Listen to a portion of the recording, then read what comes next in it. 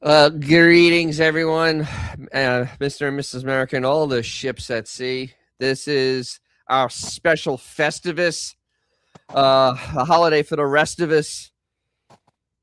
Airing of the grievances, year-end special, because I realized next week I really don't have a day I can do this because on the 30th I have a parade and New Year's Eve. Yeah, I don't think so. Not happening unless I did in the middle of the day, but not happening. And joining me tonight is always is Fluno, on his front porch, enjoying the nice Florida weather, bringing it because there are things this year that just absolutely there's grievances now at this point. There's just things. So how are you tonight? Thank you, Dennis, for having me on again. It is beautiful weather and little Festivus festivities going on here. And I will keep my mic muted most of the time thanks to the automotive ambiance in the background of the vehicle. that adds ambiance. It does for a car show. You can't ask for more than that, right? A little free background music. Absolutely. You got to have the free background music. And my external drive decided that it was time not to do anything. Cool.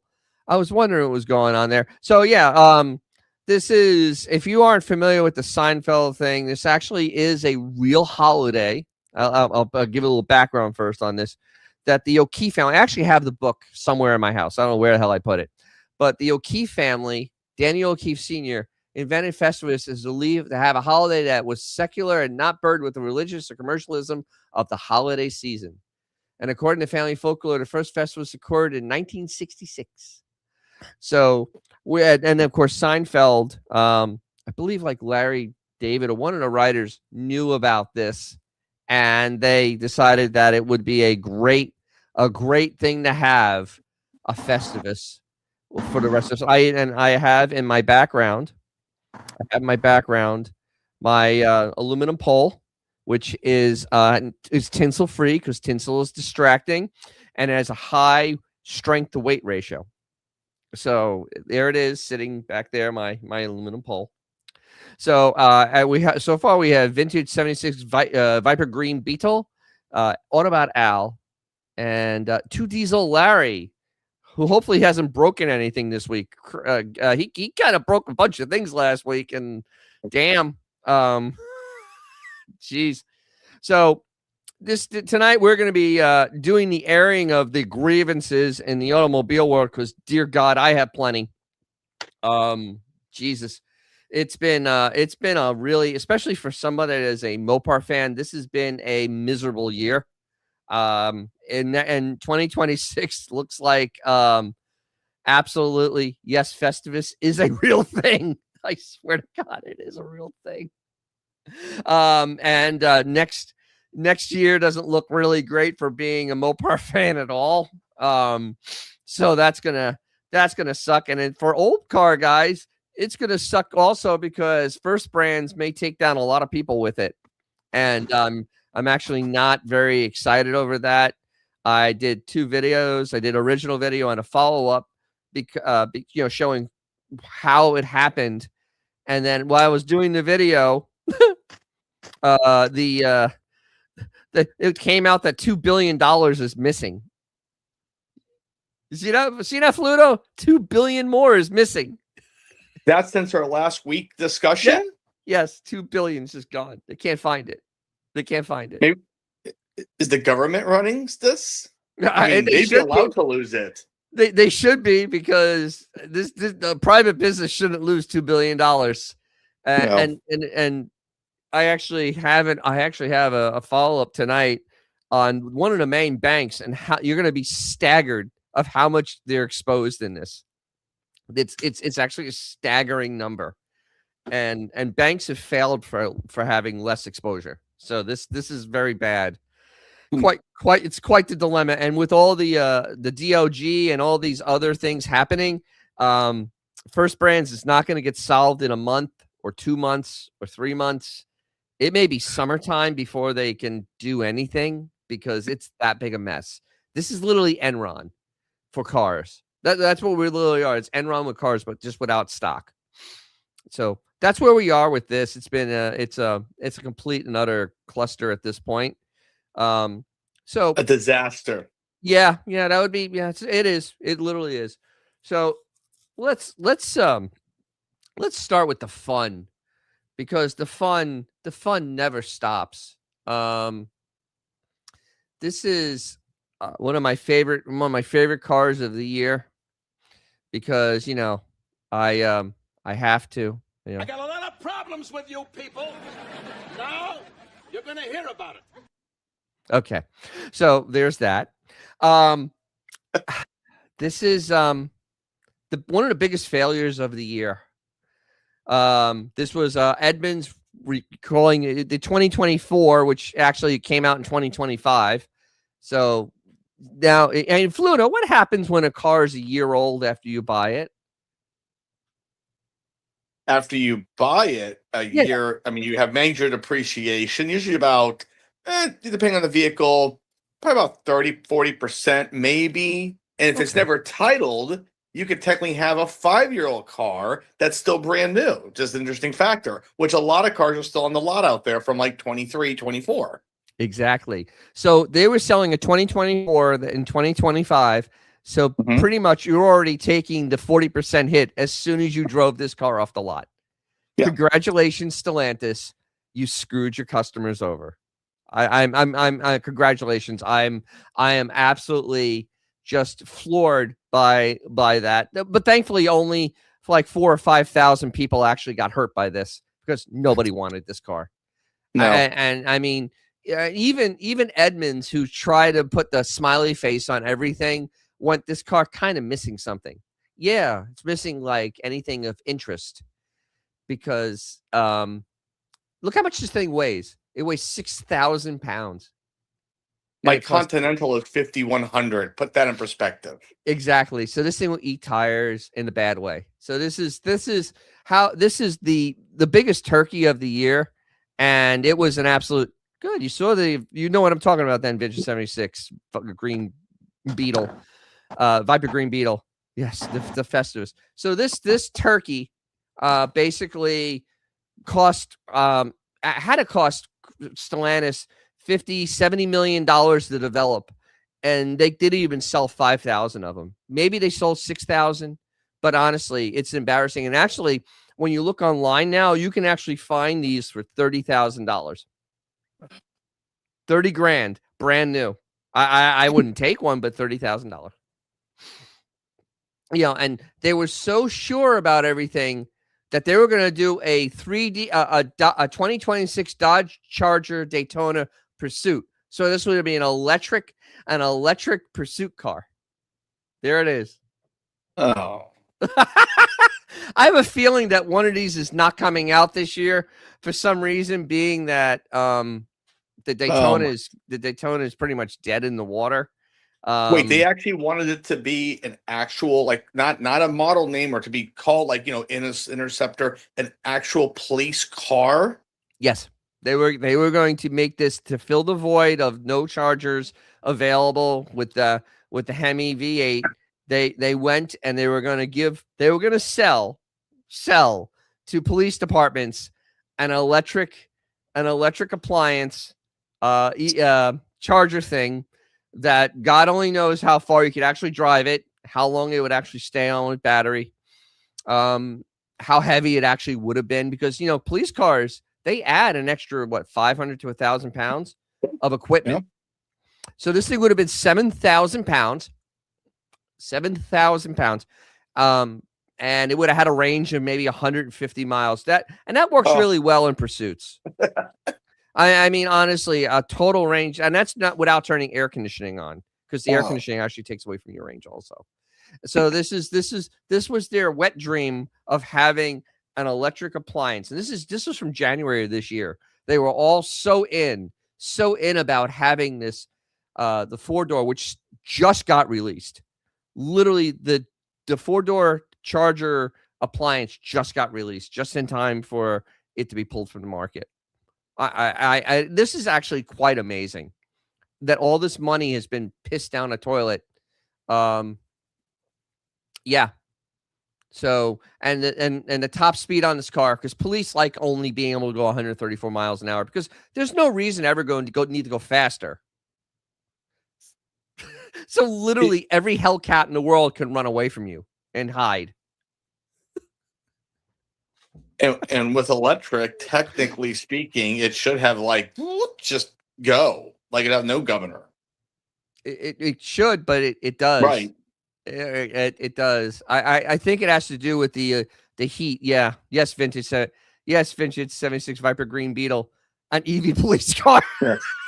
Hey, a pursuit car. I thought it was just a package dressed up to look kind of cool, and then I'm like, wait a minute, they actually were going to have a true Interceptor police car. Yes, this is a rendering of it, but Stellantis literally said that we're going to make an EV Charger police car that everything on the planet can run away from. God, they run out of juice before you got the bad guy. This is absolutely one of the stupidest things I've ever seen in my entire life. Stellantis just literally is hold my beer kind of territory. They literally are hold my beer territory.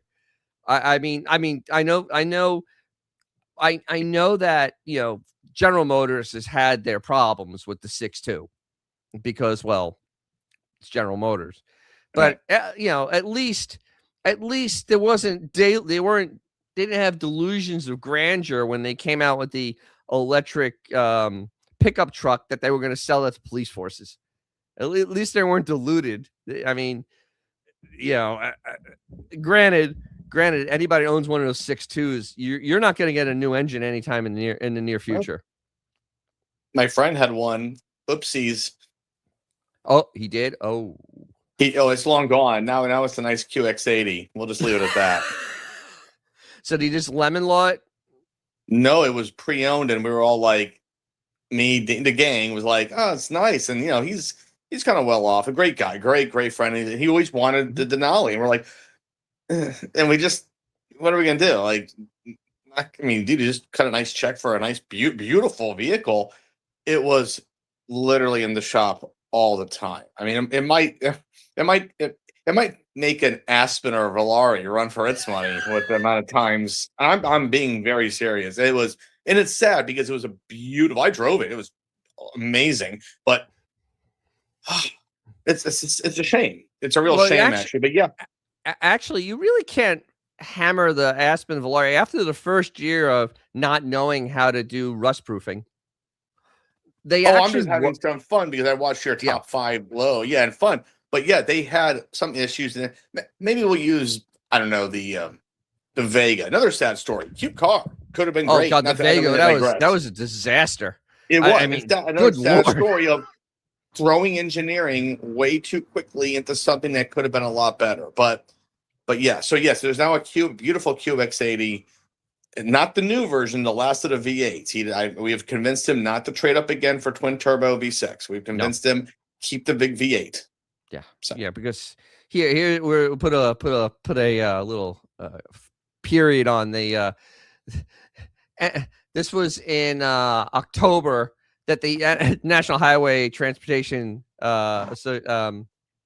Safety Safety Administration had new investigation in October.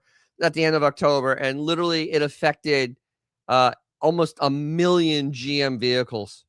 And honestly, if you own one of these, don't ever expect it to get fixed. Don't ever expect to get a new engine, because there's no way they're going to be able to replace that many engines. There's just no way. I mean, that's insanity at this point. Because honestly, what are they going to make? They make what, 2-3 million engines a year, maybe, to have spares and whatnot. Where are they going to replace these engines? How? I mean, seriously, this is probably one of the biggest boo-boos outside of the 468 or the diesel that General Motors do. General Motors is really good at doing massive boo-boos. And this boo-boo was pretty bad because they literally had no quality control on the connection rods or the crankshaft. And then actually I've read other ones where the bores for the lifters weren't done right, and it ate a cam, brand new, 10 miles, ate a cam. 10 brand So new, this brand new goes vehicle. beyond cylinder deactivation issues, is what you're saying. Yes, this was machining, subpar machining. Like literally, they cut money out of the budget to try to make it cheaper to make the V8, and they were eating main bearings, they were eating rod bearings. A lot of it they're trying to blame on the 040 oil. Zero oil is not anything I would ever put in any car I ever own. That's not happening. 20 is the 20 or 15 is the lowest I'd put on the low side. Even 10, but I would never put 0 because that's basically water. Yeah. And you're not getting any protection at all at that point. And this is probably right up there with the diesel failure or the Vega failure.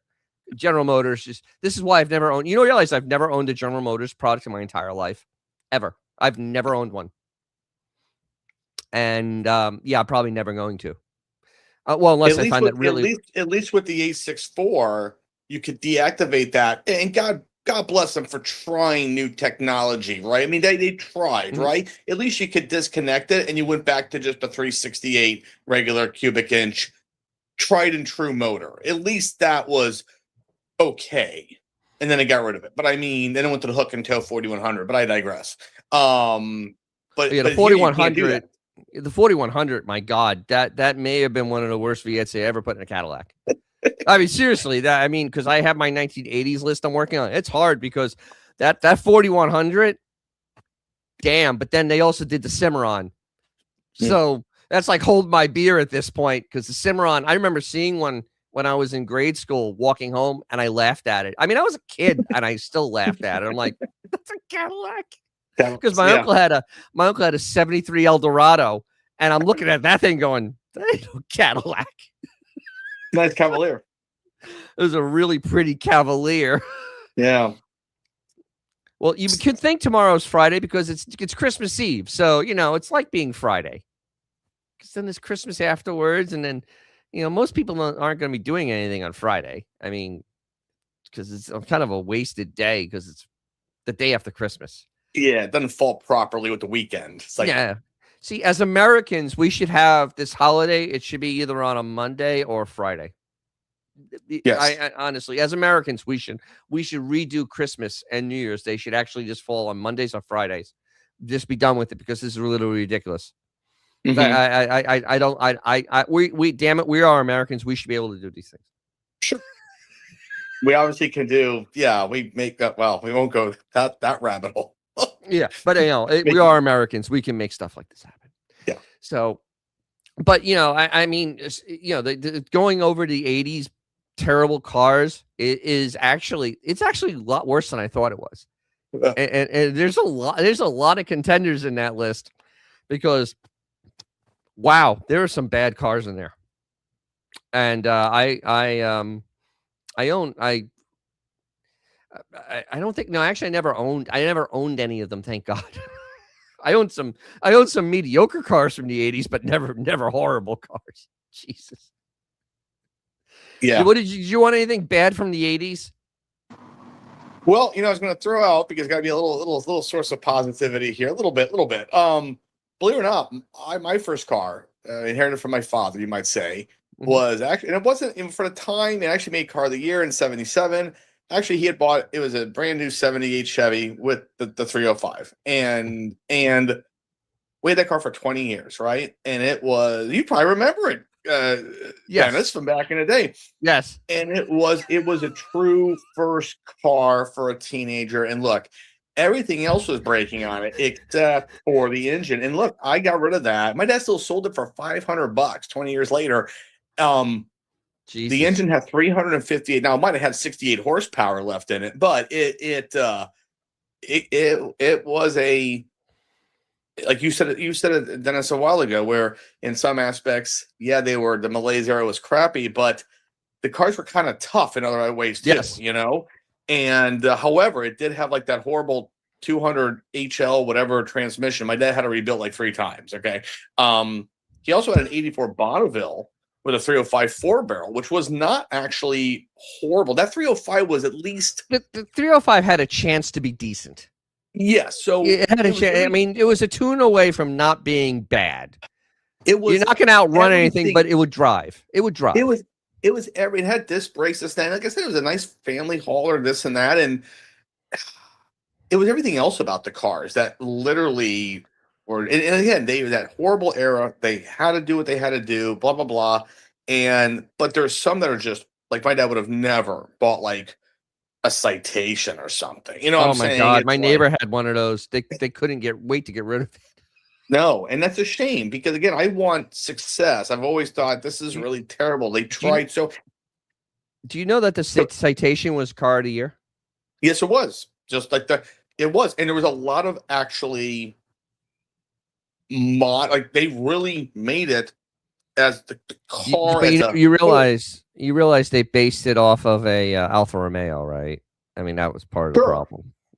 But the packaging of this, the size, the interior roominess, and the first year was like 800,000. By the second year, people figured out what happened, and it was a bad idea. Not great, Very Bob. bad. Okay.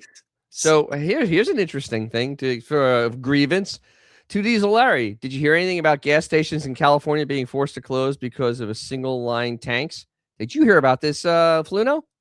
No, I have not at all. All right, so California had this brainchild idea that they were going to make gas tanks safer, and they said mom and pop places, they were going to give them a financial assistance, and it didn't happen. So now they're out of compliance, and to do it to change a gas tank at a gas station is incredibly expensive. I mean, that is mad, especially a double line tank. You're really, you're going to be dropping $100,000 into the ground and minimum. And so what happened is that the ones that had to do it themselves and never got assistance, they had to make the money back. Gasoline is now $6 to $7 a gallon in California. Congratulations. You really are anti-car out there, even though there's no way to get around California unless you are in a car. Right. That's pretty impressive. And that's embarrassing. I don't know how anybody deals with that garbage out there, but I mean, they literally made it so gas is going to be up to it's going to get to $10 a gallon. While we're in the mid $2 here for regular, mid $2 now. They're going to be up to 10. So just to make sure I'm understanding, why would they go from double line to single line tanks? No, they went from single lined, a regular tank, because most tanks are single lined. Oh, okay. And honestly, they're very strong. I mean, they can stay in the ground for 60 years and never rot out. And they wanted like a double hulled ship to have an extra, and the price of this is just staggering, utterly staggering. And I've been reading articles, and honestly, the gas, not only is the gas $7 a gallon, but you may not have a gas station anywhere near you that can actually give you gas. So California once again showing how not to do it. They killed Leno's Law for no apparent reason. I don't know if you heard about that. That's another grievance. Leno's Law was a thing to exempt 30-year-old cars from having emissions testing. I mean, nobody's using those cars every day. Nobody's using those cars. 35-year, you're not using that every day. It's just, please, it's already used up its life, and they wanted to make it so you could not have to have these cars like an OBD1 car. They can't test, because the way they test in California is they plug into the OBD2 and they read everything on the engine and all the fault codes, and then they do the tailpipe stuff. Okay. The old cars, you can't do that. So Jay Leno was pushing to have this law that they exempt him, because he said, you have to drive. He had to drive 30 miles to get his cars inspected. And he has a fleet of friggin' cars. So this is it's a freaking parade. And because there was only one station near him that could actually go and check these cars out.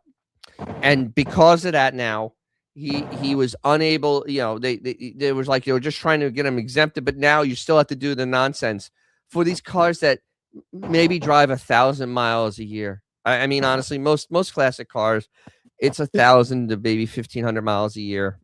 I mean, honestly, and I can't. I just it just doesn't make it makes no sense at all. But this is California for you. And then yeah, also the refineries are shutting down too because they were making new rules for the refineries, and the refineries went, yeah, no, that's okay. So we're losing more refineries in the United States, as we don't have one in Florida yet. First of all, and this walks right into this. This is really such a great thought. Is that in Florida we don't have a refinery. So, I'm tired of all this winning. When we actually can have I don't know, real change for cars, because we need more refineries in the United States. We actually have half the refineries we had in 1980. Think about that. We have twice as many people, and we have half the refineries we had in 1980. I don't grasp that. It doesn't make any sense, and that is a very big issue for me, because how does Florida not have a refinery? 23 million people, no refinery. Yeah, and growing. Yep. And ethanol, might as well jump in this. Ethanol still in the gas. For us in Florida, ethanol is a massive problem, that it can't be pipelined. It has to be shipped in a truck because it absorbs water in a pipeline, and it costs extra money to do it. Actually, it makes the price of gas more expensive. Oh, all right. Sue M wants to know what a refinery does. Okay, Sue. A refinery takes raw crude oil and breaks it down into different things. It does it through by heat and vapor separation, and you get all your products out of oil. So you get plastic out of that, you get gasoline, you get regular oil, you get diesel oil, you get jet fuel, kerosene. That's pretty much. I mean, some other byproducts, but literally it is a process where they just take crude oil and they break it down and make it into a usable product, and you get a lot of products from each 30 gallon barrel. You get like 6 different products, and there's like a whole percentage of what they do. So that's what you get from doing refining. And refineries are very, very, very, very important to modern life, because without refineries, we don't have plastic. And that's I was going to say, our show right now, your show, pardon me, everything as we're staring into our screens, etc., is thanks to oil. Yes. And your microphone. Yeah. Yes. Everything. Rubber on the rubber on your tires is made from oil also. Yeah. I mean, literally, vinyl, rubber, plastic, you name it, it comes from oil. And that's why it's so funny. These people run around with their electric appliances thinking they're not using any oil. You have a set of tires on there, right? Oh, the inside of the car is all plastic, right? Okay. Yeah. So you're using the hell out of it. Oh, and also they have oil to keep the batteries from overheating and catching fire and killing everybody in the car. Those things. Yes, Sue M. Landman kind of shit. Exactly, Sue M. Exactly. To these Larry. Yes, I used to live near Port Elizabeth. Oh my God, the smell was it actually was worse than the garbage. Yeah, it was actually worse than the garbage dump. It is a smell you'll never forget. You don't get used to it either. It's harsh. It kind of smells like how you have when you have burning tires, but you take burning tires and burn diesel oil at the same time, and then throw some kerosene on it, and yeah, that's pretty much what it smells like. It's like railroad tracks, when you go by near, they redo all the asphalt. It has that icky smell. You can't describe it. That's pretty much what a refinery smells like, and it's constantly that way. And Port Elizabeth was oh my God, it was brutal. That's why they make fun of Newark, because it's right next to it. Well, that could be, sadly, to be devil's advocate, why Florida doesn't necessarily want this in our state. We have a lot of parts of could, Florida. We could put it in Hialeah. Exactly. Nobody cares about there. Well, actually, we can put it up. We can put it up in near the Big Bend. What's that town? Utlacuchi. What's that town up there on the Steenhatchee? No. Steenhatchee. Yeah, we put it up in Steenhatchee. Yeah, no one would care about Steenhatchee. I mean, it's not near. Put it near the capital because it's already like hell up there anyway. Yeah, no one likes Tallahassee. Wait, go back. Who's closing the refineries? The oil companies in California, because California is making it hard to do business.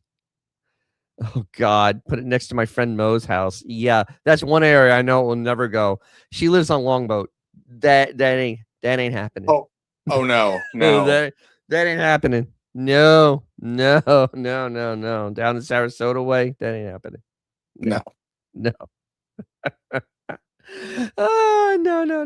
But yeah, so we have a real oil. We actually have an oil distribution problem in this country, and we're not doing anything to solve it.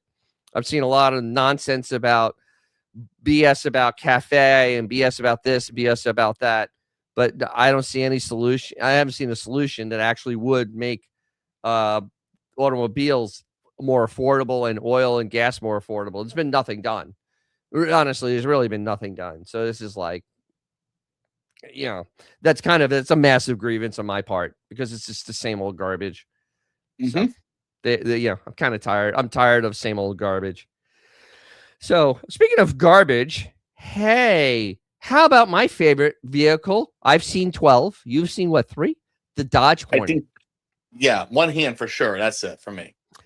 So here we go. I love this. They ran this out in July because Stellantis tried to get ahead of it. Dodge is suspending production in a 2026 Hornet, which is assembled in Italy alongside the Alfa Romeo tonneau because of tariffs. Actually, no. It's because you can't sell them. Literally, they sold 26,000 Hornets last year, while in the same class, the RAV4 sold 400,000 units. Ugh. Same class, same price. Yep. Same price, same class. 10 was that almost 20 times the volume? Yeah, the Hornet is. I see other people on YouTube got it. Have got this right. OC Motivator or picked up on it. Their excuse is a joke. Yes, it is, because the thing is an absolute piece of garbage. It's an embarrassment. I remember the Super Bowl commercial where they tried to tell us that this was going to replace a Challenger and a Charger. And, that didn't work out so well because this thing absolutely did not, and it can't, and it won't because it's just not going to. And unfortunately, it's another thing where Stellantis spent all this money. Hey, G Canada. I'm just talking about your favorite company, Stellantis, because they're my highest thing of grievances. And the beautiful Hornet, because the Hornet is a piece of junk.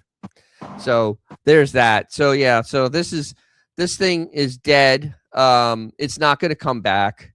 I don't know what they're going to do. They wasted a lot of money on this, and it's just kind of brutal. So, but next year is going to be so much better. I keep on hearing this. Next year is going to be so much better at Stellantis. The dealers are all excited. 2026 is their year. Something's going to happen. I can feel it. Isn't that right, Fluno? 2026 is going to be the year. It's going to be the year. It sounds like that quote from George Bush in the I'm a Loser by Beck, where it's like, things are going to change. I can feel it. Exactly. I mean, this thing just absolutely, the Hornet, it was overpriced. It was based on an Italian car, which Italians don't even like buying. It just literally, yeah. It was like, what is it, $40-something thousand for whatever it was. And the sad thing is, it actually doesn't look horrible. It's actually kind of sport. I mean, I'm just trying to throw a little positivity, but it's like no one wants it. Who's going to spend 46 grand for that? Nobody, obviously, because they can't sell them. In fact, it's the highest remaining 2024 on the lot right now. I think there's 68% of them still on the lot from 2024. Wow. And I haven't seen any cut in price. Like literally, that anything that was like 40,000, it's a 2024 should be like, I don't know, 20 grand now. I mean, honestly, interject. We were talking earlier about something else you're going to bring up as far as pricing goes. Is that's the whole reason car companies liberally had year-end clearance and rebates. The rebates actually are nothing more than it taking away depreciation for the customer. Like, hey, it's year-end clearance. No one wants this yellow with polka dot interior, whatever. Okay, obviously, whatever. So as time goes on, we're going to offer 0% or $5 grand in rebates because they're already putting the depreciation factor in. That this does not make any sense from a car buying historical car buying perspective at all. 24 still on the lot. That's 2 years. That's what we call an old age unit. I mean, old age unit used to be 90 days. 90 days, you got to move that metal, get it out of here. Yep, because that's costing them interest. They're all floor planned, and I could go on and on about that, but it's costing them thousands of dollars just for it sitting there with now flat tires. Not flat, but what's the right word? When they get square, like square tires. Yeah, they get flat spots, and those are now shot. So, and it's been sitting in the elements. That and plus, if it's a hybrid, it has batteries that have been sitting and not being charged and cycled. And honestly, the life on them has now been just cut. The same thing with the electric appliances that are laying there, because all those charger appliances that are laying there. How do you sell an 18-month-old electric appliance that hasn't left the lot? It's just sitting there. No. So how do you even justify that? How do you justify that vehicle? It's impossible to justify that vehicle. No. And at least American dealers, they do like lend lease kind of where they just pay interest on it. Europeans, and there was a place in Tampa called Reeves, and they had a BMW dealership, and Mr. Reeves used to go around and said, this is not a car museum. You need to sell cars. Nothing, because when a European place, you buy the car. So if you see a 7 Series on a lot, on a BMW lot, that dealer bought that car. They own it 100%. It's theirs. And as it sits there, they lose more and more money on it because that money is tied up. And it's not good. But it's the whole thing now with the price of cars and the technology in them, for having it sit on a lot, it is now you can't let the stuff sit for a year because it becomes garbage at that point. This is unheard of. I remember back when I was briefly at Chevrolet, 18 years ago, we had like a 3-year-old Malibu, Max or whatever it was. And no one could believe that there was a brand new 05 in 08, and we still couldn't give it away. That's a sidebar. But I learned about that back then where it was costing. So you eventually just rather give it away to dirt cheap because it's still costing all that interest. But that was an anomaly. No car sat for 3 years. No, that's insane. And you know what the funny thing is? You wouldn't be able to give it away for a giveaway. Like, a drawing, but here's a ticket for $10. You go in a brand new car. And they're like, what's the brand new car? Oh, it's this 3-year-old Malibu. No, that's okay. That's okay. Even for a brand new car. I wanted a brand new car. That one's 3 years old. Well, legally, that's the weird part. Legally not titled. It is a brand new car. Isn't that amazing? Yeah. Well, there was actually somebody had a Superbird that was never titled, and they're trying to sell it now, and they're trying to sell it for psychotic money because it's never been titled. Because those cars laid on the lots. Because, and my funny, this is a total sidebar, but this is going with the classic cars on this, especially the Superbirds and Daytonas. I love when people tell me that, well, no, I saw the dealer. They took the nose off and they took that wing off. No, they didn't, because what dealer would take body panels off a car and have to repaint it? A brand new car. So now you're repainting a brand new car because you take the wing off. There's no paint underneath that wing. And also the course not. nose, like on a Superbird, the nose actually doesn't fit us. Like if you take the nose off, the grill from a Superbird doesn't fit. You have to change the fenders. So you have to repaint fenders to fit the car. So you're repainting half the car. What happens when you repaint a brand new car? It's worth nothing, right? No. So what they did is they unloaded them for $1,000 off the price. That's how they got rid of Superbirds and Daytonas, because there was no way you can just take the stuff off, especially in the nose cone, because nothing else, like on a Daytona, even on Daytona, the Charger grill didn't fit in there. Like there was nothing there you'd have to like rebuild the whole front, and you'd have to buy the parts. So you'd spend. I've heard this urban legend before too. I've never seen one in my entire life. And I've been to, I was going to old school shows in the 80s, and you figure then you would have seen it, because that was before anybody knew anything. I never saw a car like that. They always had the nose cone on them. They always had the wing on the back, or they were charging $500 with the Coronet grill in there, but there was never I've never seen one, never read about one. Nobody's ever proven that. And it makes no sense, because I sold cars too. And the last thing you want to do is do anything to that new car, because you're literally devaluing it like a stone. You literally are better off selling it for a $2,000 loss than touching it. Because if a tree falls on it, you get the insurance at least. Right. Yeah, and then you can you sell it for a loss, and you made whole. So this is I love that urban legend. It's insane. It doesn't make any sense. When you really sit down and people swear by it. I mean, they honestly sit and swear by it. I'm like, dude, it's just not what they do, man. That you got to remember, like, especially back then, a Plymouth dealer. Plymouth dealers really weren't on. They didn't have high margin. That was a very cheap car. I mean, Plymouths were cheap, and I mean, go and spend $1,000 on a car and sell it for a Roadrunner price. There's just no way you're going to sell it for a Roadrunner price. That's not going to happen.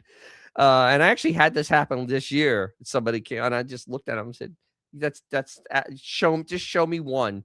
I just want to see one picture. One picture. That's all I want to see. Any type of proof. I don't care where you get it from. Just show me. No. Okay. You just insist. I'm like, whatever. Walk away. This is like people said a lot of people, there were people that said my sunroof isn't from it wasn't put in my car from the factory. Like, okay. Well, it's like every car show you go to, someone's always owned your exact model. Now, I had this car. That's funny. It's been in my driveway for literally 30 years, and yet you've owned this. Or what engine? Obviously, either a 460 or a 350. There's no other engines ever made, in the Ford lineup, a 302 and 460. No, sir, it's a 462. No, you mean 460? No, it's a 462. Well, did you swap it? No. And you have to go through all this, and it's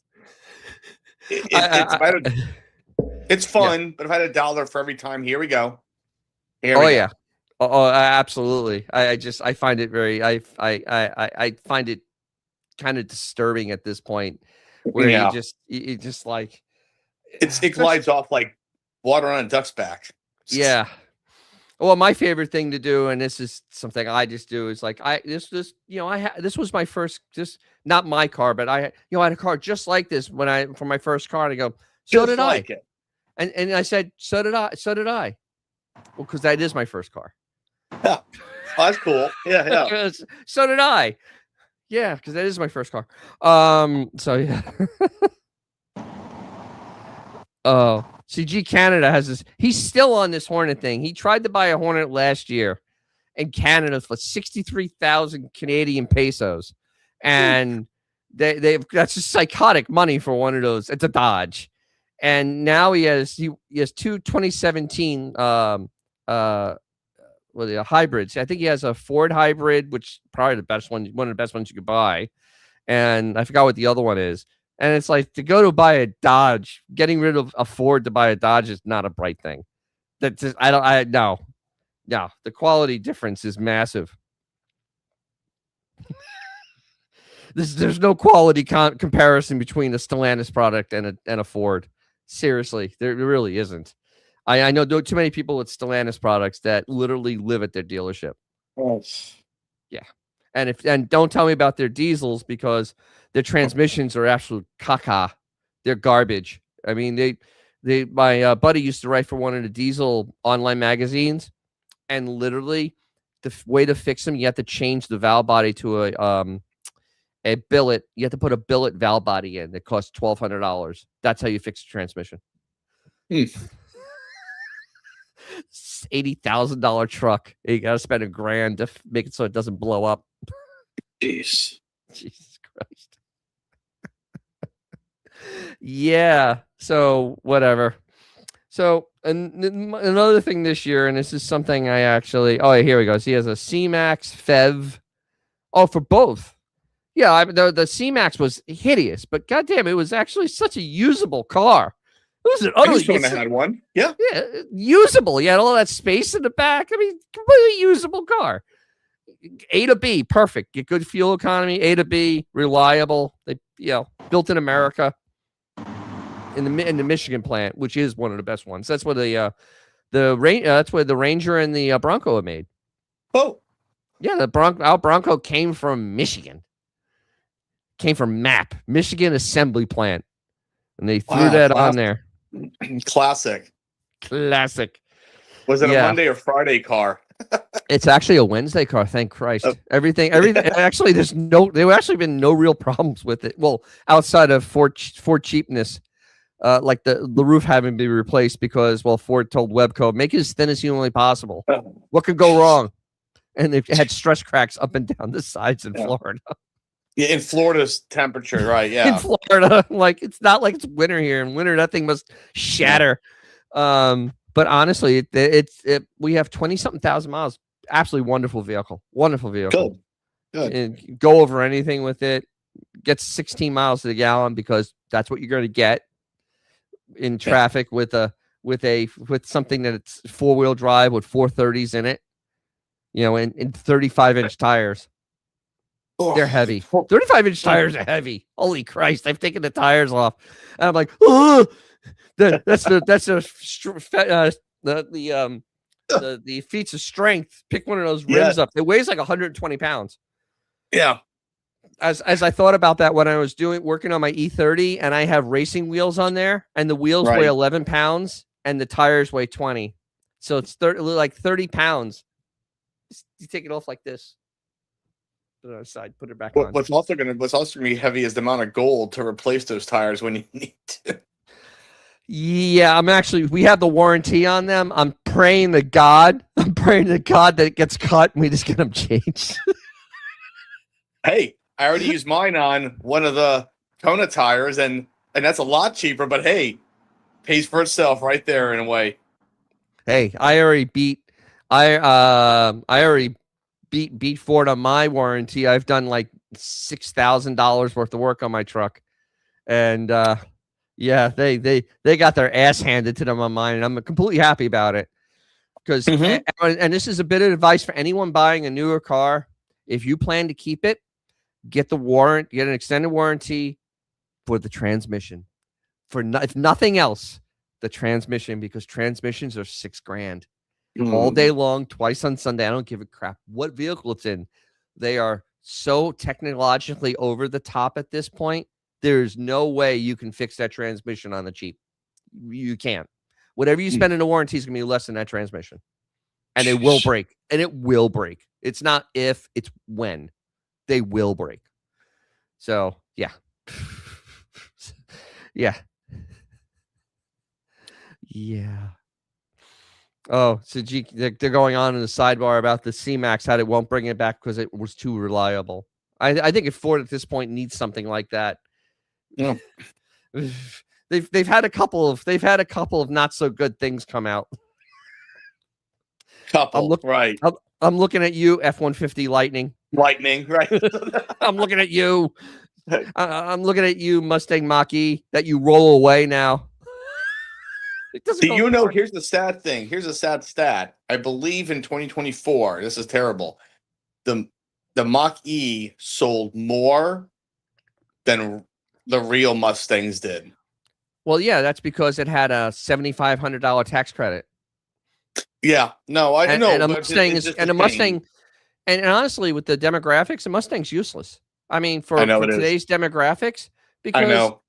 I mean, if you have a family of 3, you ain't Yeah. buying a Mustang because No. you're not putting anyone of any size in that back seat unless you No. truly hate them. Yeah. It's a shame. It's a great car. It's a I've great had car, 2, but my God, unless you hate the person, you can't put anybody in that back seat. No.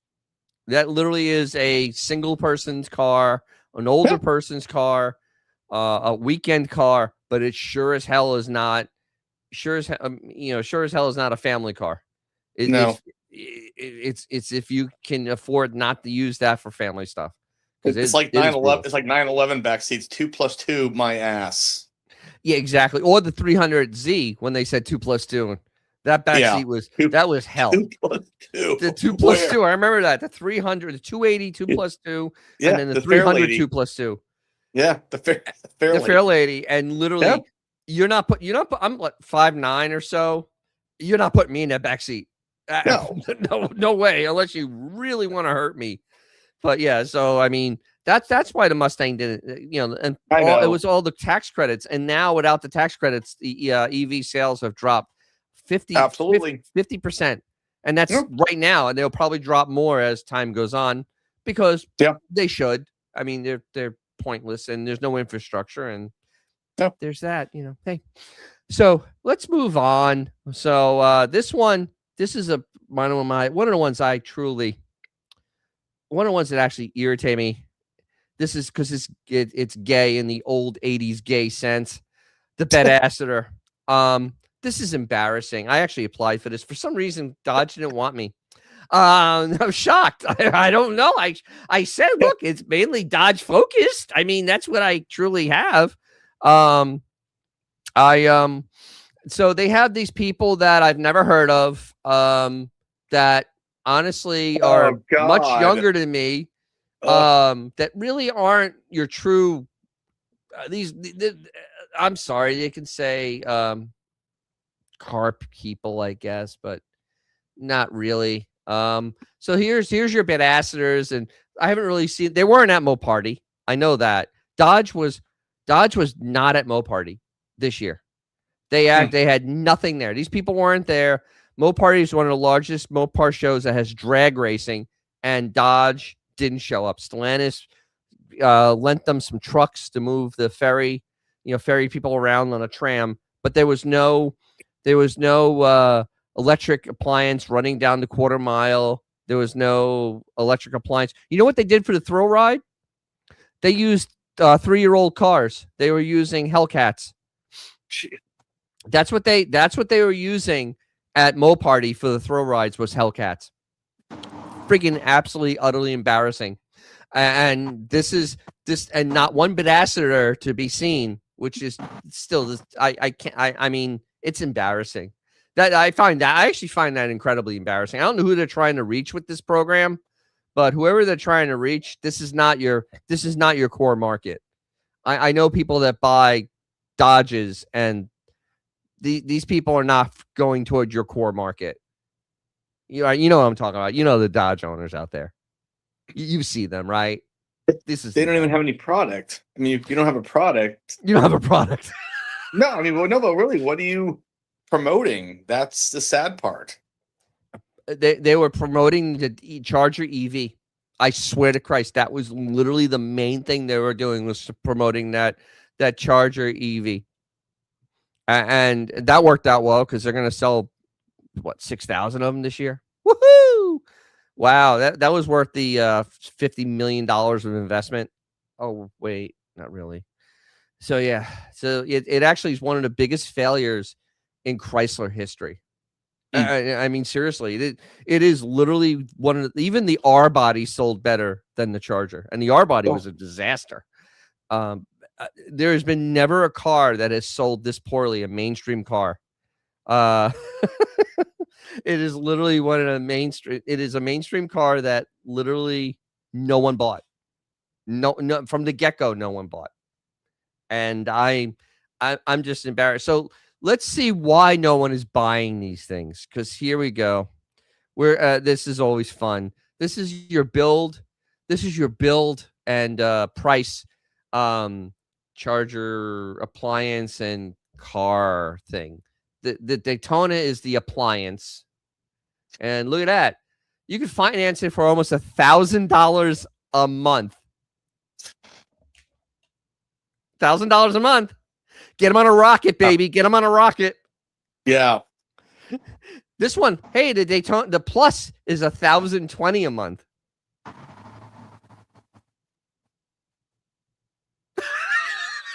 And we're talking about the Mustang not being usable. I mean, heck, this is even double not usable. Yeah, absolutely. So they only all-wheel drive. So it's all muscle cars are all-wheel drive. Oh wait, no, they aren't.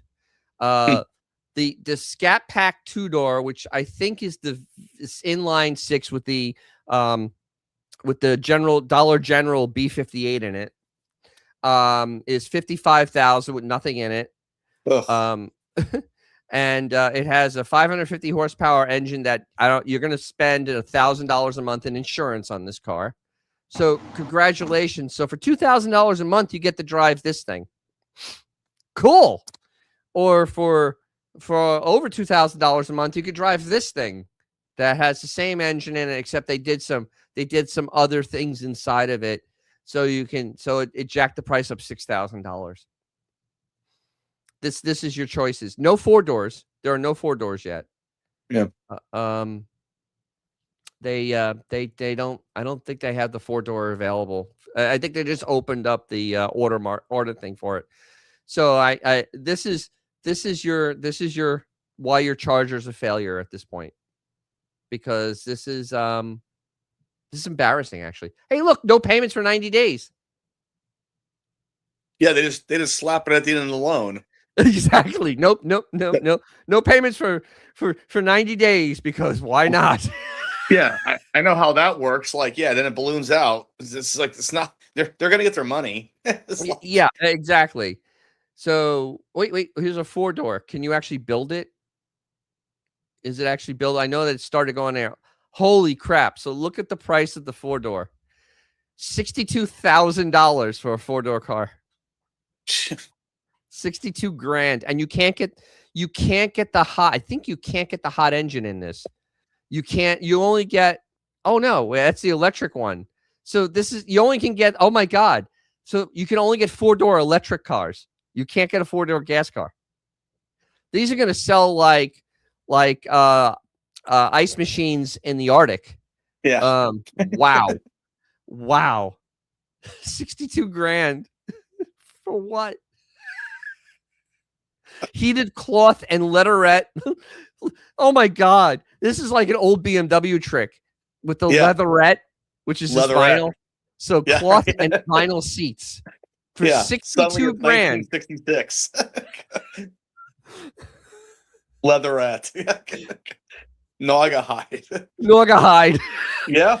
So this is an embarrassment. So a BMW at this price with a real engine in it, with the B58, which is indestructible.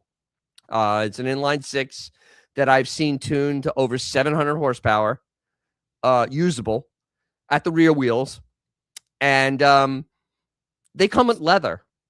Literally, they come with leather, and they come with 2 power seats. Those actually, there's only the driver's seat is power in that car.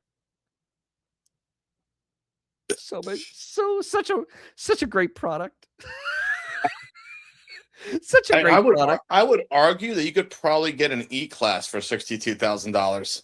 Probably Close to.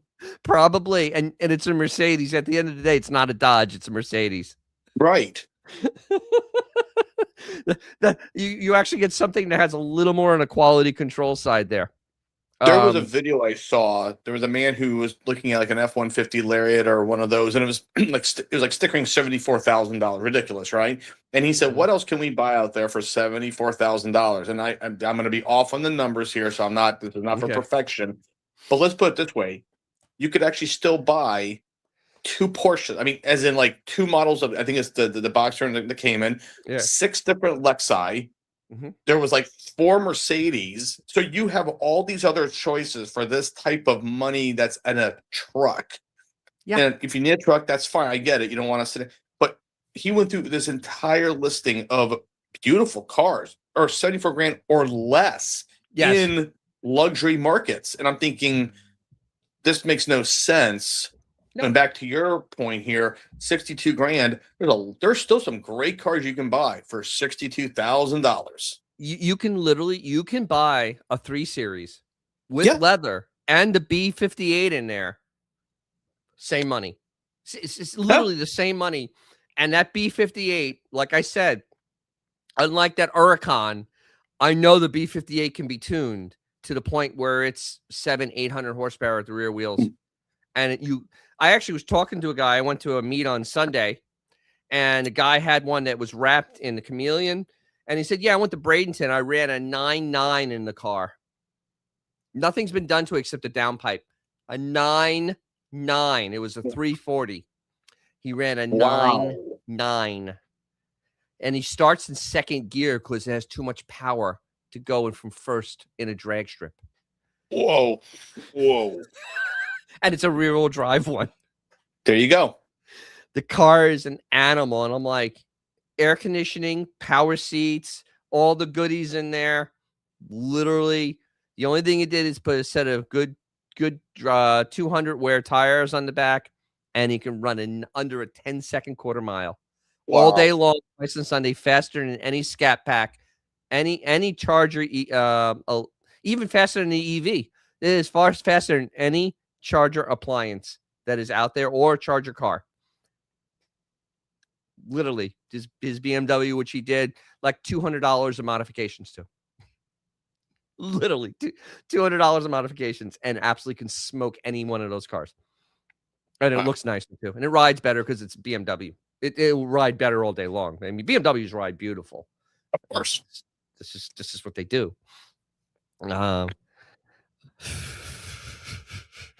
But I'm so boggled by this push, because making the Charger a European style car, and it's still just having Dodge quality and Dodge service and Dodge amenities is a failure on itself, because now you've just pushed yourself against BMWs, Audis, Mercedes. You've pushed yourself against the expensive Japanese cars because they're in that price range, and they're going to be way better built. I mean, that Lexus, you can buy a sporty Lexus for that much, and it's going to be better built than that car. Yeah. All day long, it's going to be better built than that car. So, absolutely. I mean, it's literally like, okay, so this is why I really have such an issue, such an issue with Stellantis in there, and why 2026 is not going to be any better, because there's nothing in the pipeline to fix this. They don't have anything in the pipeline to fix this. I hear a lot of BS being floated around. There's other channels out there that seem to be they seem to have access now, so they kind of almost cheerleading Stellantis. There's no more facts being from a couple of these channels, and it's actually kind of embarrassing, because it's like, this is not a company that you can say is going to do anything. It's going to make stuff you want, because they really are still a European first company, and they don't, and a South American first company. They don't understand the U.S. market. And I think by the time they figure it out, they're going to have lost too much money to actually keep going on. Well, and even though I still think that the GT is way overpriced compared to how when mine was back many, many moons ago, for 50 grand, you get yourself a Mustang GT with a V8, a stick, classic, great styling, tried and true. You can even change the dashboard to make it like a Fox body. I mean, there's a lot of positives if you want a 50 grand. Hell, by that rationale, go with if you can find one, the base model's C8. I mean, exactly. Oh God. I mean, that General Motors put all their time and money to make sure that motor ain't going to come apart. Right. It's in a Corvette. They don't like Corvettes being bad. That's just kind of a thing. But the thing with the Mustang, you're getting a Coyote. I have seen Coyotes that have been supercharged with no bottom end change on them, 700 plus horsepower, 1,000. I actually saw one that has 1,000 horsepower, verified 1,000 horsepower. And I'm like, dear God. I mean, that's psychotic. That's psychotic power. Stock bottom end.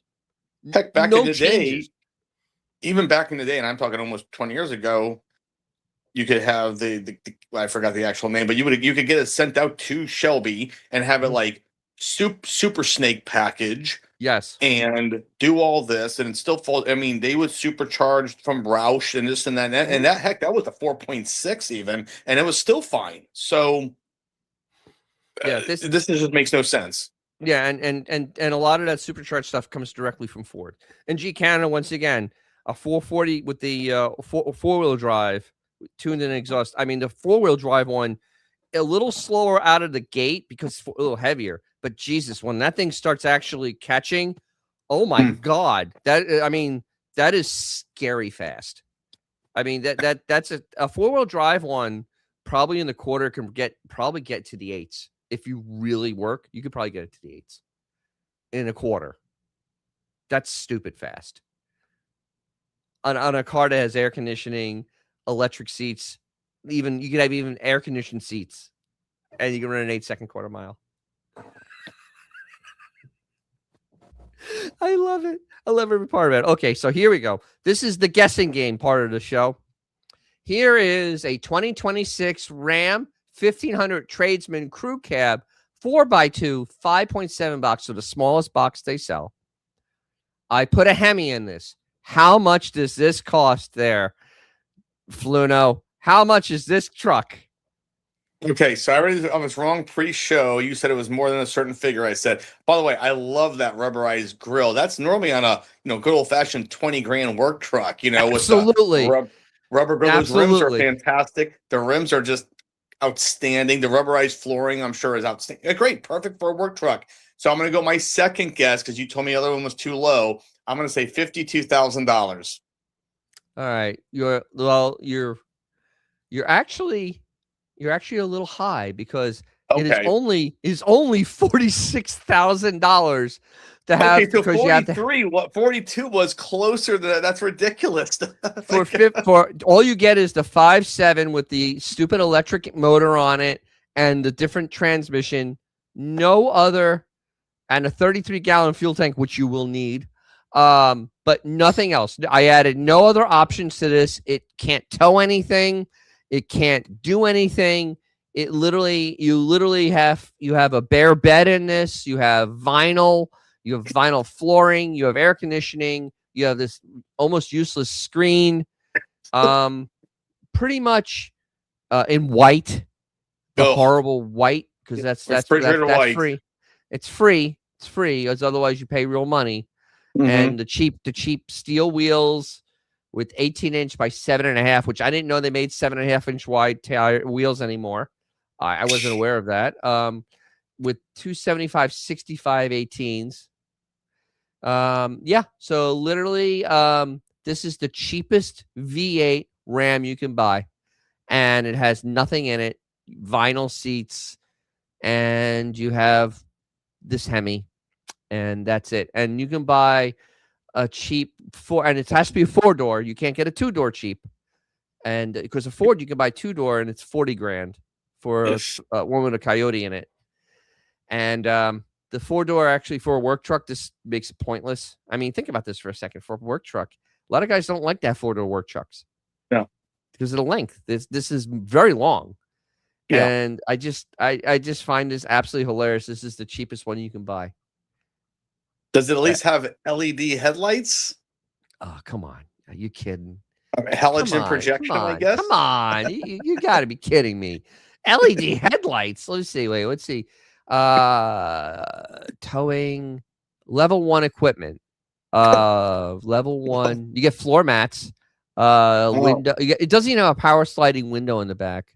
Nope. Okay. No towing. It doesn't say anything about headlights. You don't even have the wiring prep. You have to actually spend $600 to make it so you can tow. I don't see standard features. Let's see what the standard features are on this wonderful Ram. Let's see, exterior, right? Exterior features. Lighting. Automatic headlights. Wow. LED high-low. Oh my God, it has LEDs in it. All right. All right. Wow. It has LEDs. Incandescent tail lamps. Oh, God. Why? I'm sorry. That just sounds so out of date. It's slightly out of date. But you get a 1500 badge. You get a Ram badge. You get God. You get the stupid little. I think you get the stupid little protest. What they call the protest 5.7 Hemi sticker on the side. Yes, 2 diesel, Larry. Short bed 5.7, almost useless. I mean, because I have a screw, Super Crew, that is has a 6-foot bed on it. That's the minimum. 6-foot bed is the minimum because I can put a sheet of plywood in the back of my truck, and 5.7 you're not getting plywood in the back of this truck. It's too short. This for a work truck, this is almost useless. Yeah, because that's without why towing, that's why the 2-doors are better. Right, and Longer it's shorter, and you have a longer bed. You can't get this in a 2-door. In fact, I don't think you can get any Ram in a 2-door. Let me see. Let's see. Change model. Let's see if they have change model. Let's see. Do they have a 2? No, those are all 4 doors. So Ram doesn't give a crap if you want a 2-door truck with a long bed, because you have to have your 4-door truck with the if you want, you can have a 6.5-foot bed on a Super Crew or quad cab, or yeah. So I mean, that's nice and long. Yeah. So yeah, that's what you get from Ram. So yeah, there we go. Jamie, I love this. Jamie Cotton 7962. Do new cars have CD players? Nope. My F-150, I think, is the last F-150 to have a CD player in it. 2017, I think they got rid of it. I haven't changed the CD in it since I bought it. I haven't listened to it in years. Yeah, G Canada. 2003 Ford Explorer. You put down a rear seat, you get a 4x8 in there. Yep. And shut the hatch. Yep. Oh, that get one. Well, get one with the Cummings. So firstly, that's the 2500. And how much is a 25? 2 diesel, Larry. How much is a 2500 with a diesel in it? Because let's do 2026 because we don't want leftovers here. No. So you have to have a 2600, and you need to get let's see, a tradesman. Can you get a diesel and a tradesman? I wonder, can you get that? Look at that. It's a 2-door. Yeah, and a 2500. This is right. This is a much bigger truck. Oh, I know. No. So let's see. Lots and lots of. Come on, engines. Nope. So on the cheap one, you can't get the diesel.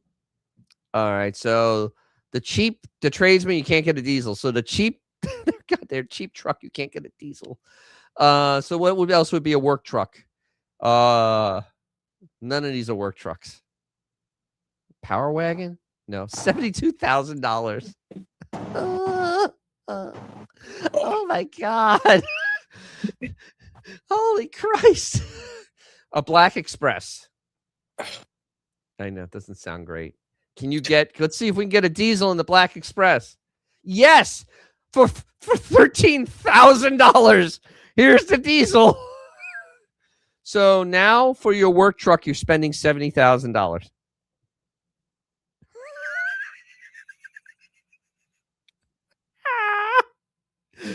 Congratulations. $1,000 a month for 72 months. This is yeah. Yeah. So there you go, 2 diesel, Larry. $70,000 with no options in it, but it has a diesel.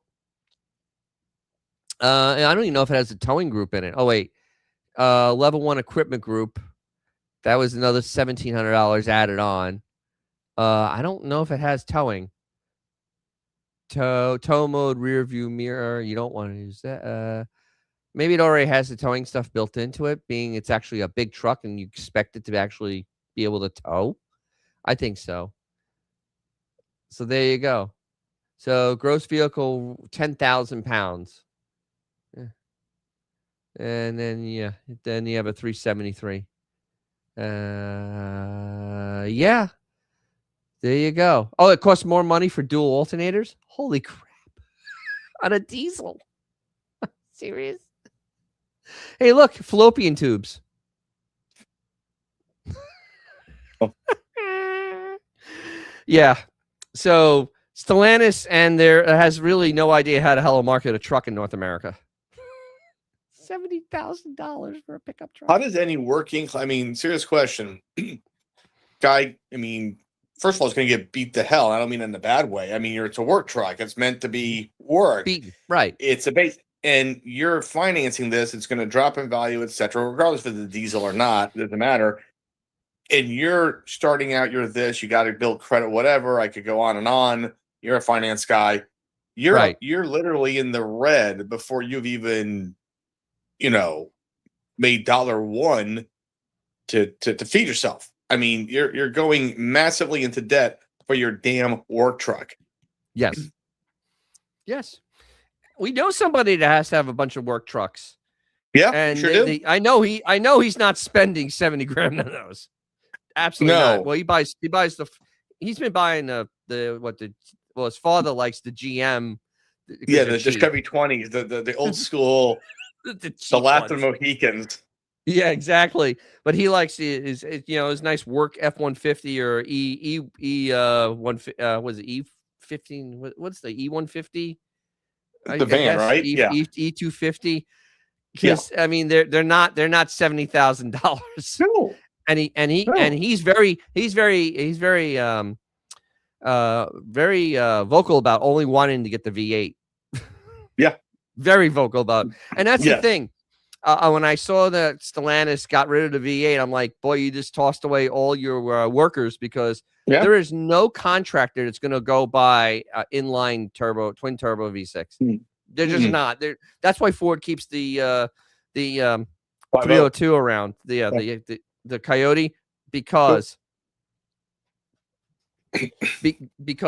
honestly, that's what contractors buy. They buy the V8. In General Motors they buy the 5.3 because they'll run all day long. That 5.3, what is that LS6 or something at this point? Yes. I think it's like an LS6. The thing's indestructible. So let's see. All right. more grievances. One of my favorites, Chrysler. Hey, where's Chrysler's new model? Exciting new models await. This is over a month ago. Haven't heard anything. Chrysler Airflow, Chrysler Halcyon. Chrysler plots a comeback with 2026 with SRT. Okay, a $30,000 compact car named Chrysler. Yeah. So Chrysler at this point has Chrissy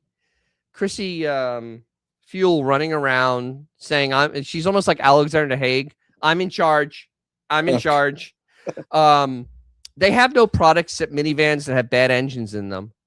And she's running around saying she was at Chrysler's at Carlisle in July, talking about the great products they were going to have coming out. It's December. I have not heard anything. I have not seen anything. There's been no prototype shown. There's been no buzz. There's been nothing. So where is the Chrysler products? Why is this division still exist? That's my big question. Why does this still exist? I have such massive problems about this because just let it die gracefully instead of dragging it through the mud by making it a minivan division. I don't get it. I don't get it. To quote Mike in Breaking Bad, Walter, let me die in peace.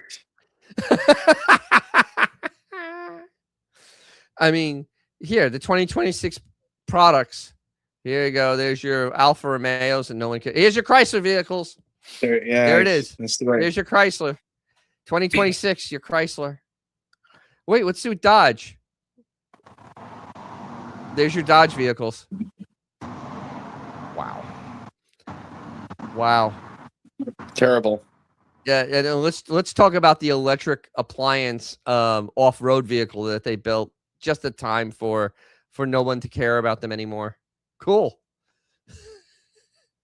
I mean, Yeah. without that tax credit, that really, I mean, not even a debate, good, bad, No, whatever. it's The point is that really was a motivating force, and it's gone. yes. Exactly.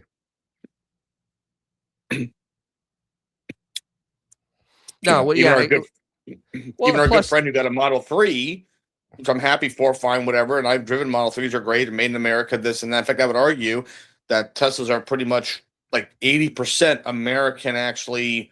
The product itself is American made. But again, he got that before the tax credit ran out and got an excellent lease on it. That's why yes. he did it. He Yes. wouldn't have done it flat out if it was gone. So that's a big chunk of money. Yes, and you have to make your lifestyle around the car. Exactly. And I refuse to do that. That's No. ridiculous. No. Because every car I have, I could drive every car I own from here to Miami and back. And not worry about it. Anything, my Charger, my E30, all of them. I could drive them from here to Miami and back and never worry about it. And with one of those, you have to actually plan because you're not getting back from Miami. You're not. You may not make it to Miami. It's 200 something miles. You may not make it there because if you're running air conditioning and it's 95 degrees outside, it may not make it there. And you're doing 80 miles an hour on the highway. Yeah, you may not make it. And unlike ICE engines, electrics are not actually made really for highway driving. They're a wonderful, and I'm not going to knock the whole alternative fuel thing. They are perfect for what a city car, a runabout, you plug it at home, 100-mile range, you're just going around town. That's cool. They are not long range vehicles. They drain more on the highway. They're meant for city. For stop and go. And people don't talk about that. People never talk about that. Yeah, and you know, the other part of it is the infrastructure is never going to be there because private industry is not going to do this. The cost involved is psychotic. The return on investment is minimal. And then you have your power companies, which are going, we really can't do what we're doing now. I mean, now we added AI with all these data centers that are absolutely now crushing the grid. They're crushing the grid at this point. And, you know, the price of electricity has already skyrocketed. And we thankfully haven't had the appliance switchover that that those weirdos were dreaming about. Thank God, because I mean, we're at the point now where I actually looked at my electric bill because I have Puke Energy. My electric bill, the actual cost for electric per kilowatt has almost doubled in 3 years. Doubled. No freaking real reason, but doubled. And I certainly don't want to digress and segue, but our good friend, my friend Dr. Fred and I actually just a couple nights ago, we Zoom on Sunday nights catching up. He was telling me the exact same thing. AI is causing electric bills to skyrocket because it uses so much. And it's interesting you bring that up because if you're in a grid that has a lot of AI, they spread the wealth, or whatever term we want to use, that everyone gets to pay their fair share. Oh, and absolutely. People are having hundreds of dollars, and they're not actually using the juice. Nope. It's just spread around. No, and this is, and for, you know, electric appliance owners, you know, they were talking about, you know, it really cost me this. No, it's going to cost you much more than filling up my fuel efficient car. Much more, all day long, twice on Sunday. You're literally going to be very upset how much you're going to start spending. Because the cost of electricity is psychotic. Plus, when those fast chargers are 2-3 phase come together, that's how you get that type of voltage. And it's extremely dangerous. I mean, when you really think about it, it's really dangerous. That's that is basically incinerate you. That's vaporize you if you get electrocuted by that. You don't get electrocuted, you basically vaporize. And that's what you're putting in your car. And the other thing that's happening in not so nice areas of the world, people are stealing the copper out of it because copper is now at an all-time high. And there's just the infrastructure for this and building them is going to cost so much more now because copper is incredibly expensive. It's the most expensive it's ever been. And this all has to do with AI, power grid, and then this insane electric appliance push that that governments tried to force on us. And thankfully it failed. But good Lord, it's amazing that we're still going to pay the price. And I talked about this with First Brands that we are, no matter what happens, us being the end users are the ones that get screwed. We're the ones that are going to end up paying all the money. We're the ones that are going to end up paying the cost for it. We're the ones that are going to end up being the ones that get, crapped on because we're at the bottom of the food chain with this. Yeah. Same thing with the electricity and with cars and all this other stupidities. We end up paying for it. So if you're wondering why your car costs so much money, it's because that car company lost tens of millions of dollars on an EV project that nobody wanted. Right. And when I was fueling up, there we go.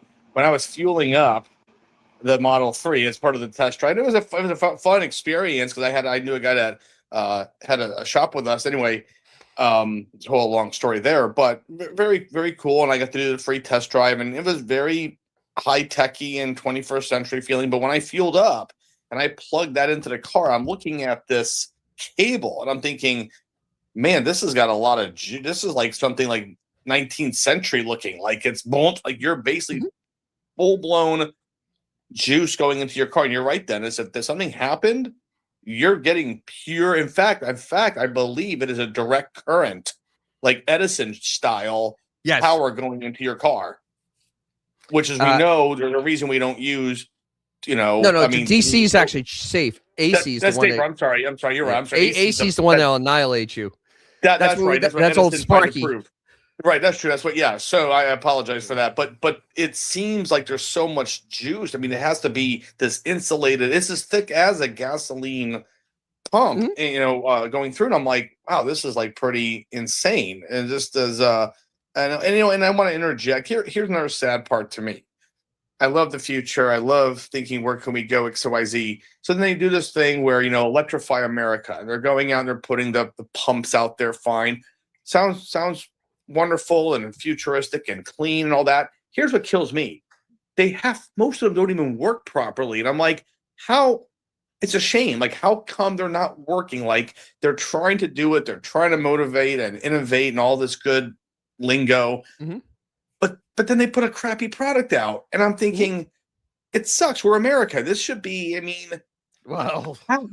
Why is this such a terrible product? And it sounds so good. Electrify America sounds great. I love that. And then they don't function. Well, that doesn't tell me. You know what functions? The gasoline pump. Absolutely. Absolutely. Sorry to 2 cents there, but it's a shame. Look at this. Even in Canada, electricity's gone up there, and you know what? They get a lot of their power from Niagara Falls, which is absolutely psychotic to think about that. There's so much electricity from Niagara Falls that's generated, and that's basically free power, and yet it's gone up. And I love it. I only charge the car at night on low voltage plug. It's relatively small battery. I had the charger stolen. Yep, that's no way. Even in Canada, Even in Canada, there's crime for this stuff because. I mean, copper's so expensive now. Like, if you have a thing of copper windings, you can probably get $30 for it. I mean, seriously, if you are a person that does some sort of illicit drugs, I mean, that could be a night for you. And literally, and I have read stories about those chargers where they basically cut the lines off. They cut the power and they cut the lines off, and that's a pure piece of copper. That is 4 feet of copper. Well, it's actually more than that. It's like 8 feet of copper. And it's like, good. Did his charger get stolen from his house? I'm sorry. Yes. He got stolen from his house. This is the psychoses, man. Terrible. So, well, since we're talking about EVs, let's continue on this. I love this because this is a story that comes out weekly. about solid state batteries. I've been hearing this nonsense now for 5 years. It's not coming. The technology, we're nowhere near this. Nowhere near this because we can't even make solid state batteries for small appliances, like a cell phone. Like seriously, and you're saying you're going to make this for something that's going to have kilowatts in it, kilowatts of power, but you can't make it for a cell phone, which I find insane. So I just did the thing, solid state car battery, just pulled up the thing in here, and it's like literally every week or so there is a BS story about this BS technology that does not exist. And it's such cope. I mean, this is cope on a level that is mind-numbing at this point. It really is. This is mind-numbing level cope. And I don't understand it, but literally, and it's all different sources that literally just always go around running around saying that we're going to solid state battery through us. No, you're not. No, you're not. I've been hearing that bull crap for like 5 years now. It's not coming. It's and there's no reason to do it anymore either, because I don't care if it's solid state or not. It still needs to be charged on the grid. The grid is garbage. Like look what happened in San Francisco. Yeah. What do you do then? Well, the Waymo cars stopped. Mhm. What do you do then? Yeah. What do you do then? Oh wait, you go nowhere. You charge nothing. Florida. I love people that have electric appliances in Florida. What are you going to do when the hurricane hits? Because it's going to hit. I mean, it's right now. That's just that literally is. That's a guarantee. You're going to have a hurricane hit you sometime in the near future. And honestly, you're screwed. Once the power's out, you're done. So you're going to have to make a decision. Okay, do I use my generator to power my car, or I use my generator to power my house and then power my refrigerator so all my food doesn't go bad, or I can keep my air conditioning on?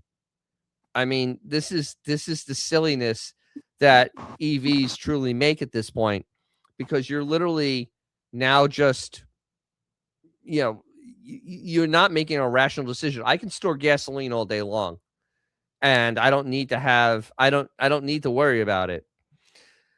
Oh yeah, all for China. That's right, to Diesel Larry. All that solid state stuff is from China, and we know the Chinese and their quality control is quite frightening.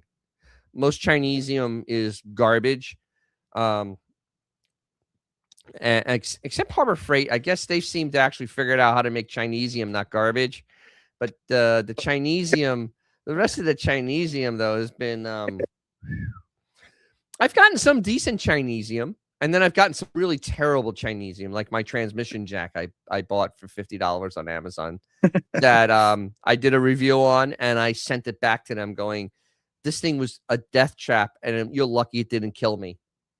Because literally, thank God it was a 3 Series transmission, not like a C6, because I couldn't even change the angle with a BMW gear trag.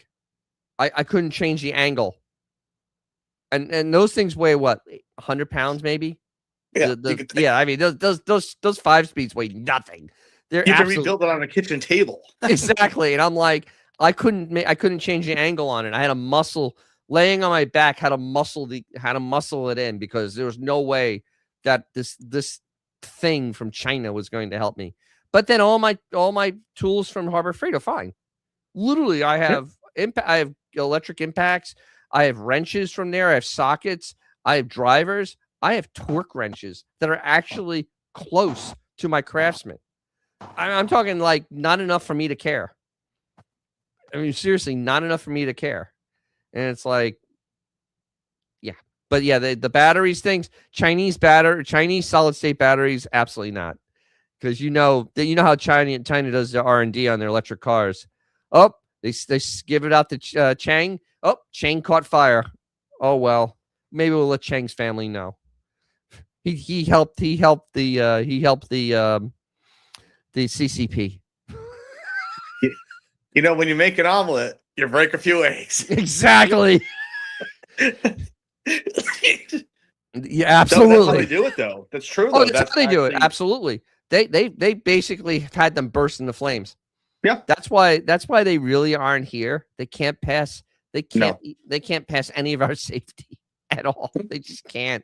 They're Because I'm not gonna dangerous. lie, some of those BYD like designs are awesome, and then we go into the crust, and you realize it's not good. But the gilded side of it is that looks they're beautiful. awesome looking. It's beautiful. Yeah, that's why when I hear all these ridiculous CEOs of our car companies that I have no faith in, talking about BYD, and I'm like, BYD is basically the how can I put it? It's like the Dollar Tree kind of stuff. Yeah. I mean, that's the quality you're getting. You're getting Dollar Tree quality product, and honestly, it won't fly here. Even if it was $10,000, people are gonna realize it's just garbage, and it's like no. You at least want it to work a little bit, and not burst into flames. So one last big thing. I was talking about this is obviously a major grievance because it happened recently. It's First Brands, and everybody was wondering because I did a lot on First Brands. I did 2 videos, but I never really got into this. This is Jefferies. I don't know if you've heard of Jefferies. They're a large financial institution, and they've been around for a while. They're a very big company, and they are almost $750 million in the hole at First Brands. $750 million in the hole in First Brands, and they and most of that exposure is with receivables. Yeah. So the problem is they may not get paid. And I like where I had to find this news. This news is like not even like mainstream still. It's still not on Fox. It's really not on Fox News, like the details of this. It's not on CBS, CNN, NBC, ABC. No one's really covering probably the biggest disaster to hit the automotive world in a long time. I mean, this is 2008 level of stuff here for automotive. And Jefferies, and this is a giant financial institution, and they are on the hook for being kind of part of the grift of James, where they were making receivable loans, but like liar loans. Literally, they were making liar loans on receivables, not verifying anything, not seeing what the other debt is, not seeing if there was already a loan already on there. So they're literally at the point where they are being investigated by the SEC and the Department of Justice.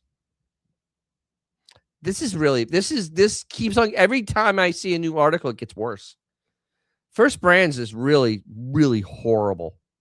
Really, really horrible at this point. And it just keeps on. It's a gift that keeps on giving. And you realize this story only started in October, and it keeps getting worse. And it's so funny. I was watching. I was reading. I read all my comments. I had like 700 comments on the video. I'm trying to go through them, but a lot of people were like bashing some of the companies like Cardone, or bashing like Autolite, or bashing Fram. And I guess the point that was missed on this is that Cardone at a lot of times is the last resort because no one else remanufactures that part, especially brake boosters. They like have cornered the market in brake boosters. I can't think of another place to get a brake booster if you can't get it from Cardone or OEM. So, they may not have the greatest quality of stuff, but at a time, it's the only place you can get it. So, one guy said, you just rebuild it yourself. A lot of times you can't. I can't rebuild a brake booster. I wouldn't feel confident rebuilding a brake booster. That's a lot of specialized stuff in there. This specialized, the diaphragm on the inside has to be done right. You have to get the right diaphragm. You have to reassemble it correctly. kind of above my pay grade, something I really don't want to do. It's a little scary, like they rebuild master cylinders. I would do brake wheel cylinders, but masters, absolutely not. I mean, there's just a lot of things you can't do yourself, and Cardone ends up being the place to do it. And I would say 80% of the time, the product's okay. Their stuff isn't that terrible. I've seen it used and it actually work. Thoughts? No? Nope. No, you actually hate Cardone that much? No. But the thing is, though, if you lost Fram, if you lose Autolite, if you lose all these companies, there is not enough capacity to get it back, and no one's buying them in the near future. The Department of Justice investigation is going to stop that, because you can't sell a company in the middle of an investigation. That doesn't happen. And this isn't a public company; it's a privately held company, so that makes it worse. And the trickle down effect is that, you have thousands of jobs lost. Okay. Correct. You have, it's to get granular, and just back to rebuilding real quick. Is that right? First of all, we're talking about brakes. We're not talking about rebuilding. Even if which I could never do, and you probably can, but like rebuilding a transmission, that's specialized enough. Mm-hmm. But now, right, a brake booster, it works a certain way. Well. That sounded interesting. Somebody's picking me up truck. Is that a picking me up truck? That's my lovely neighbor who I don't know what that. We won't get into that. Anyway, there's a lot that goes into this, and no pun intended, moving parts of this situation, because a lot of people are going to be not just these companies with the billions, the big guys with the money, but it's going to trickle down to families and legacy, everything, and a tarnish that, whether or not a product is, got its issues here and there, like Fram or whatever, and people can love or hate something. Overall, though, it's going to be crippling in many different levels. That's going to spread like wildfire, and that's the. And I didn't, until you brought this up, I haven't heard one thing about this at all. And you know me, I keep up with many automotive videos and news and All Cars with John and all, because a lot of people talk about so much sidebar like you do, Dennis. I normally hear about it. In fact, even a few days ago, I said, hey, everything you talked about with Ford and the EVs, I was having lunch, right? And I said, you literally verbatim were spot on with the lightning, etc. And I'm like, yeah, that's awesome that you knew all that before I even heard Fox Business talking about it. So the fact that this is not out there in the automotive, YouTube community that I watch, and I watch plenty of channels. So do I. Oh, you really do. You really dive deep into ancillary. Nothing. Well, are you getting a call? Now you're muted. I'll probably wrap up in about 15 minutes. Well, no, we're about the end of the line here on many levels. Yeah. Oh, well, and plus the supply I brought up Advanced Auto Parts. They're our main supplier of Advanced Auto Parts. Is First Brands. Advanced is already in trouble. They've already closed 10%, I think, of their actual stores, and they are really not healthy. They've been losing millions every quarter. They lose millions, and honestly, this may be the thing that pushes Advanced Auto Parts over the edge. Wow. Seriously, this could really push them over the edge, because this is a massive amount of inventory that's destroyed. Oh, hey, Benjamin showed up. Yay, now it's complete. Hey, Benjamin, happy Festivus. Yes, see, I have the my pole. Look at that. See, I got my aluminum pole, strength to weight ratio. Right there, right back there. Good to see you.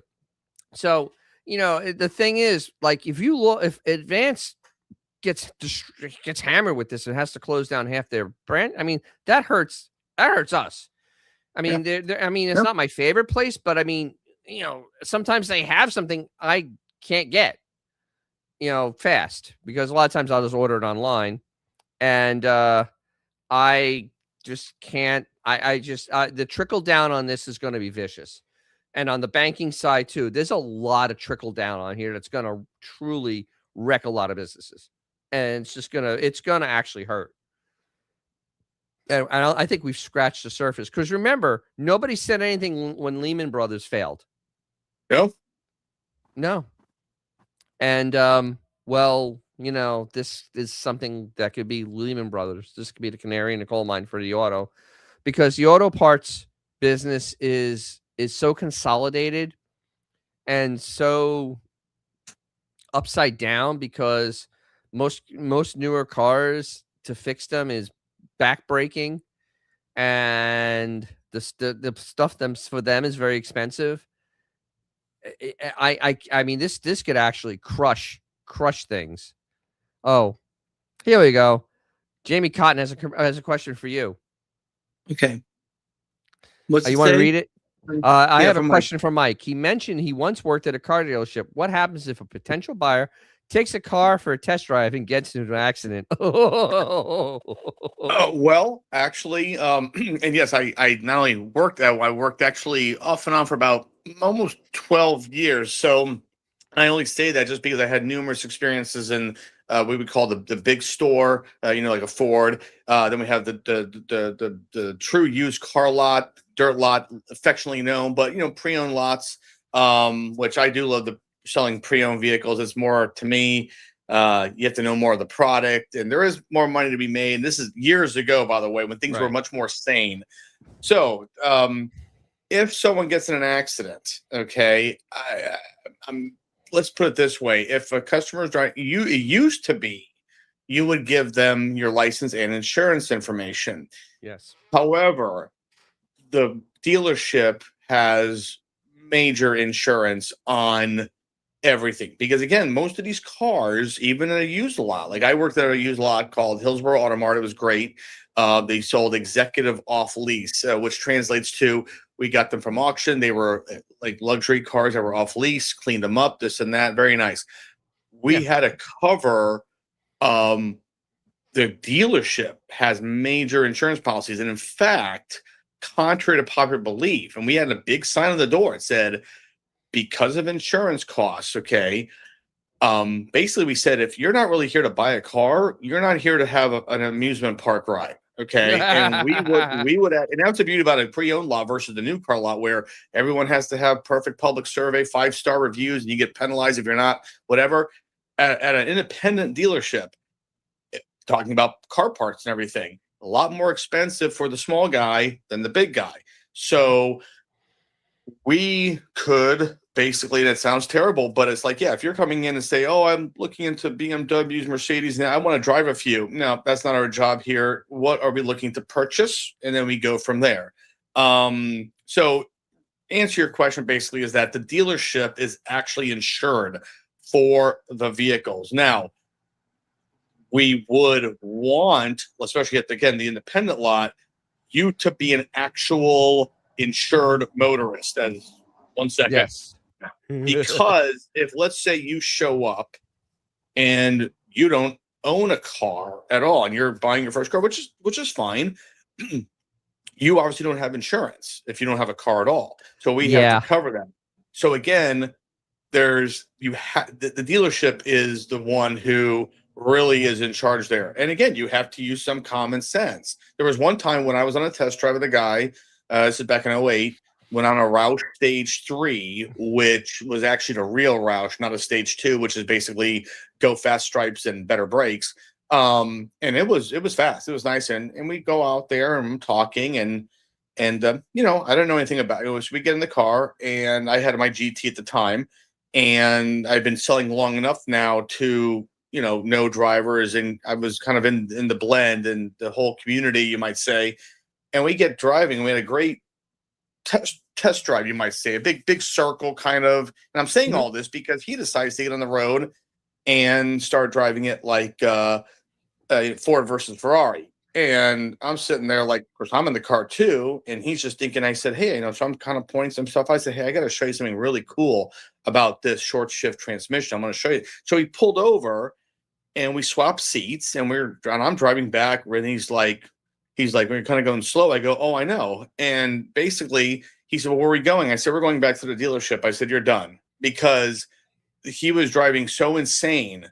One, I was thinking about my life, and also the fact that if he wrecks this car, there's going to be serious problems. And yes, the dealership then could, if they wanted to, if someone was truly maliciously, you might say, or driving the car, they could then go after their insurance company as well, because it wasn't like, oh, an accident happened where somebody else pulls out in front. So it gets a little bit, I'm sorry to get in the weeds here, but it is that technical where basic stuff that could happen. Oh, I've stopped test drives with people checking their cell phones. I'm like, no, dude, no, get out of the car. Okay, we're done. Okay. Are you Yeah. serious? Oh yeah. This one guy, and this guy was like a father, and he's like, oh, I'm just letting my daughter know how cool this car is. I'm like, yeah, pal. I said, you know what? We're gonna do a U-turn and we're gonna go back to the lot. And I just was like, we're done.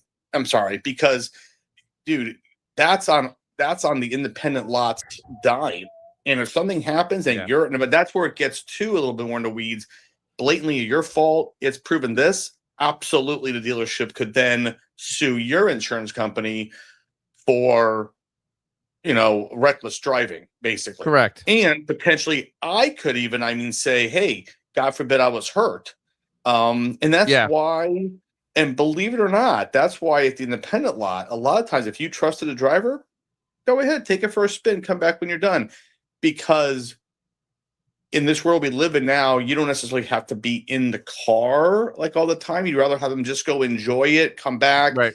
Plus, they don't feel this pressure. No, we'll talk when you get back. Enjoy the car. That's also a double-edged sword in a good way, because I believe we call that going out on a rocket. Yeah, right. So exactly. So long story less boring is that the dealership covers it, but they can escalate it if they had to. Okay. So I have another question for you from G Canada. Okay. I think Mike said he drove a Lincoln. Which Lincoln in particular? I keep missing it. And no, that's fine. I actually have. I think this is the file photo. I remember. Yes. I think it's a stock photo of his car. That's actually very close to it. That is actually what the Thunderbird color was called, Wimbledon white. But to make it Lincoln, it's a little bit more expensive sounding. I forgot the actual color, but it's like an Arctic white. So yes, I have a '67 Lincoln Coupe, which is actually what it was sold as. It was because you had the 4-door sedan, the 4-door convertible, and you had the coupe, which is the 2-door. And mine is called Platinum, which is basically a very light blue, but not like Robin Egg blue, which ironically was the Mustang color, I think. It's actually a pretty blue, very light, white blue, black vinyl top called the Embassy Roof Treatment. Yep. Okay. This black top here. The black top there, and yes, so that is what I have. It's the '67 rare 2-door of the infamous Continental 4-door style of that. So so that's what he has. The car is enormous, but it's actually really nice. It's a really nice car. I was looking at it yesterday, and I was like, I gotta, because it's got some issues right now. And what 58-year-old? What? Geez, what 58-year-old doesn't have them? Yeah, killing humans. So it'll be 30 years ago on Christmas Day that I actually fully pulled it out of the garage. And I don't want to go into the long story, but I inherited from a neighbor who's actually, the house is right across the street where I'm sitting. And I used to mow her lawn, et cetera, et cetera. And when she passed, we kind of got everything, but it was 30 years ago. I mean, my Z3, Dennis, is older now than my Lincoln was when I pulled it out of the garage. That's amazing, isn't it? Think about that. Think about that for a second. Thank you. Thanks for the questions, guys. Thank you very much. Yeah.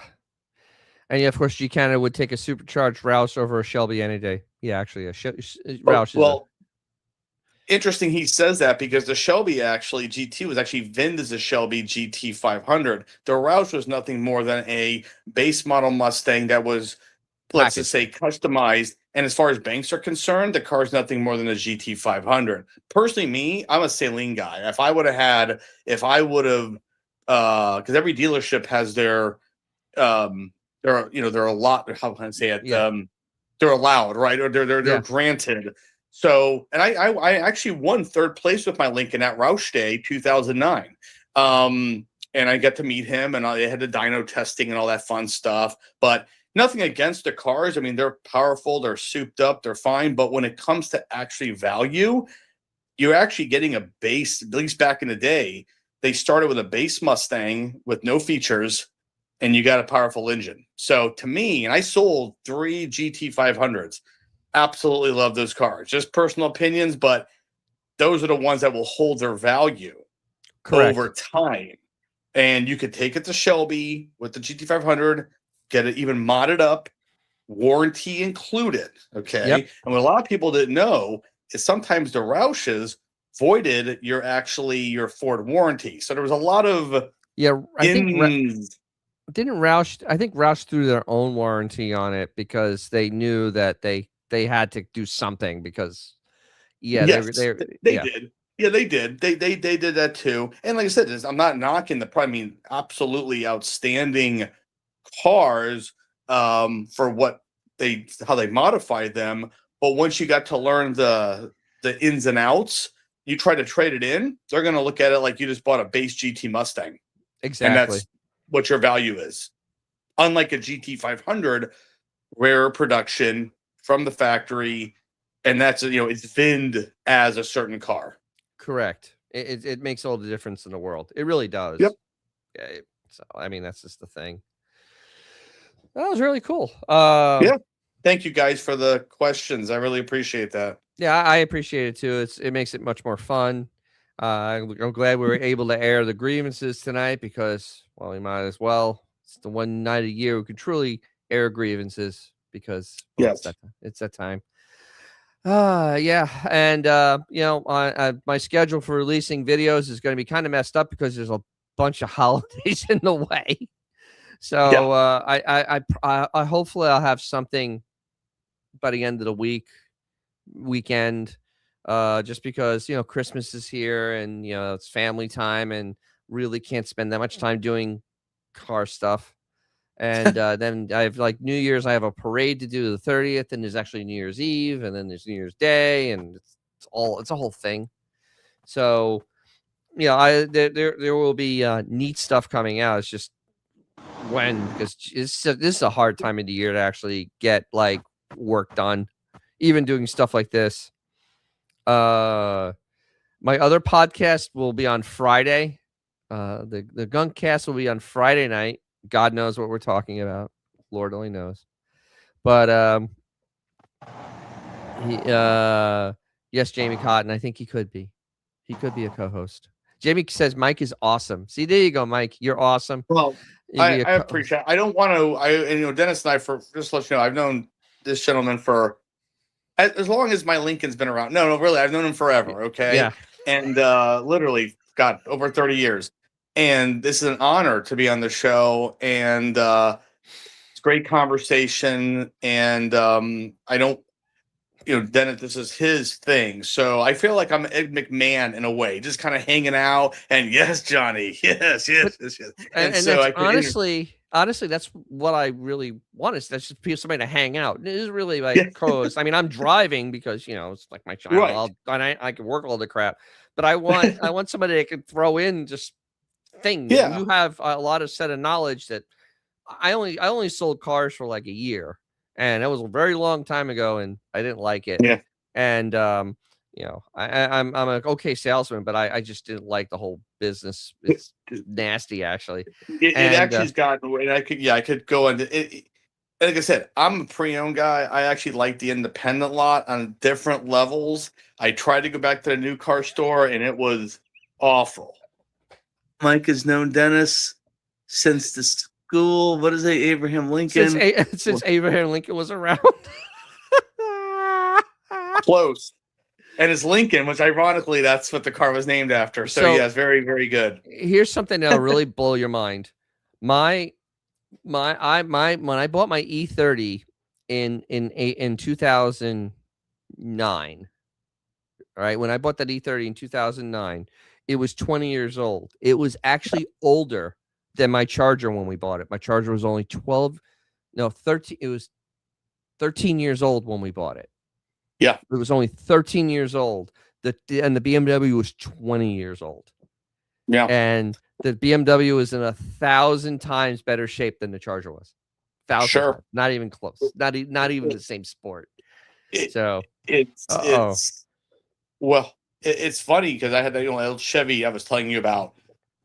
I drove that in high school, and it was a 15-year-old car back then. And the difference of a 15-year-old car back then was like, oh god, what a hunk. Okay, crap. now I have a 30-year-old Z3 which feels new. You could have a 15-year-old car now, and it doesn't feel like it's actually 15 years old. Nope. It's just amazing how things have changed. I think it's because I did a video on it. The 90s cars was the peak. And I think that we plateaued and we really aren't going anywhere. We're adding doodads. We're actually making engines less reliable, but we're adding doodads. And we really haven't, it hasn't been light years difference. Like my 72 Charger in the mid 80s had a carburetor on it, and carburetors at this point were done, except if you were at Stellantis. I mean, not Stellantis, a Chrysler Corporation, because they still were using Rochesters on their trucks, and because they hadn't figured out fuel injection yet, and the difference between a carbureted car and a fuel injected car is night and day. A brand new car, night and day. It's not even the same sport. My E30, I go out there, I freaking don't touch it for 2 weeks. Boom, boom, starts right up, runs immediately all set, nice, ready to rock and roll. The Charger freaking gives me grief. And then when it starts up, it has moisture pouring out the back, and it's all pissy at me, and I'm like, And pump it 3 more times. The thermoquad, the big thing of the thermoquad is you pump it 3 times, hold it halfway down, it will start. It'll start on the second crank. But people don't know how to. I'm not being nasty here. People literally don't know how to start cars of how we grew up with. I mean, I don't mean that meanly. It's just it's a different. It's a night and day. Like my old Impala, literally, I knew because my dad taught me you pump, or if you just put the choke down, all linkage. Completely different era altogether. Yeah. So I mean, it's true, but the difference between 15 years back then and 15 years now, the average car is 12 years. Was it 12 years old now? The average car is 12 years old.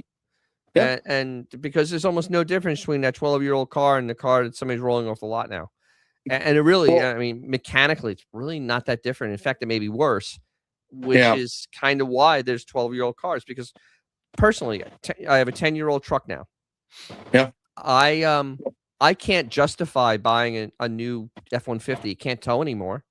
Can't carry anymore. Doesn't really do anything different than that 10-year-old truck. Why do I want to get in debt when I already had that one paid off? I'm like, what's the point? I mean, it's like, it makes no sense. And this is part of the problem with the car companies going along with government when it should be the car companies telling the government what to do, because you make things to government specs, it ends up not selling in the market. And this is what the problem we have. And it's hurting the consumer. At the end, it hurts the consumer massively. Because actually, it was so funny. My truck, I always talked about how much the sticker on my truck was. The sticker on that truck was it was $50,000. The sticker. Yeah. And I was like, that was psycho money. I only paid $40, but it was psycho money. Sure.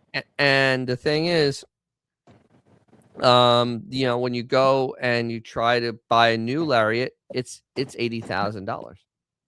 Yeah.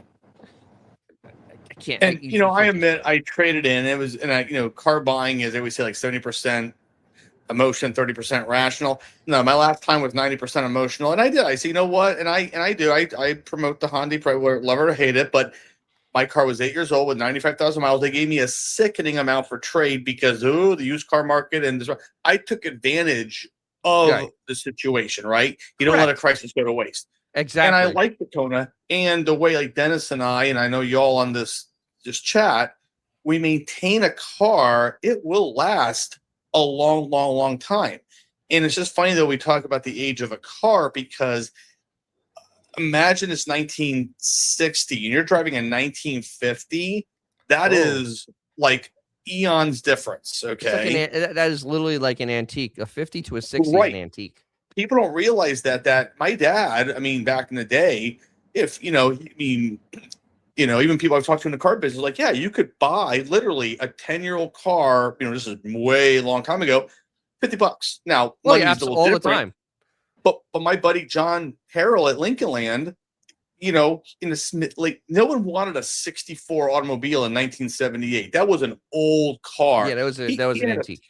He had a 64. He told me he had a 64 Cadillac convertible with like 38,000 miles, which is insane.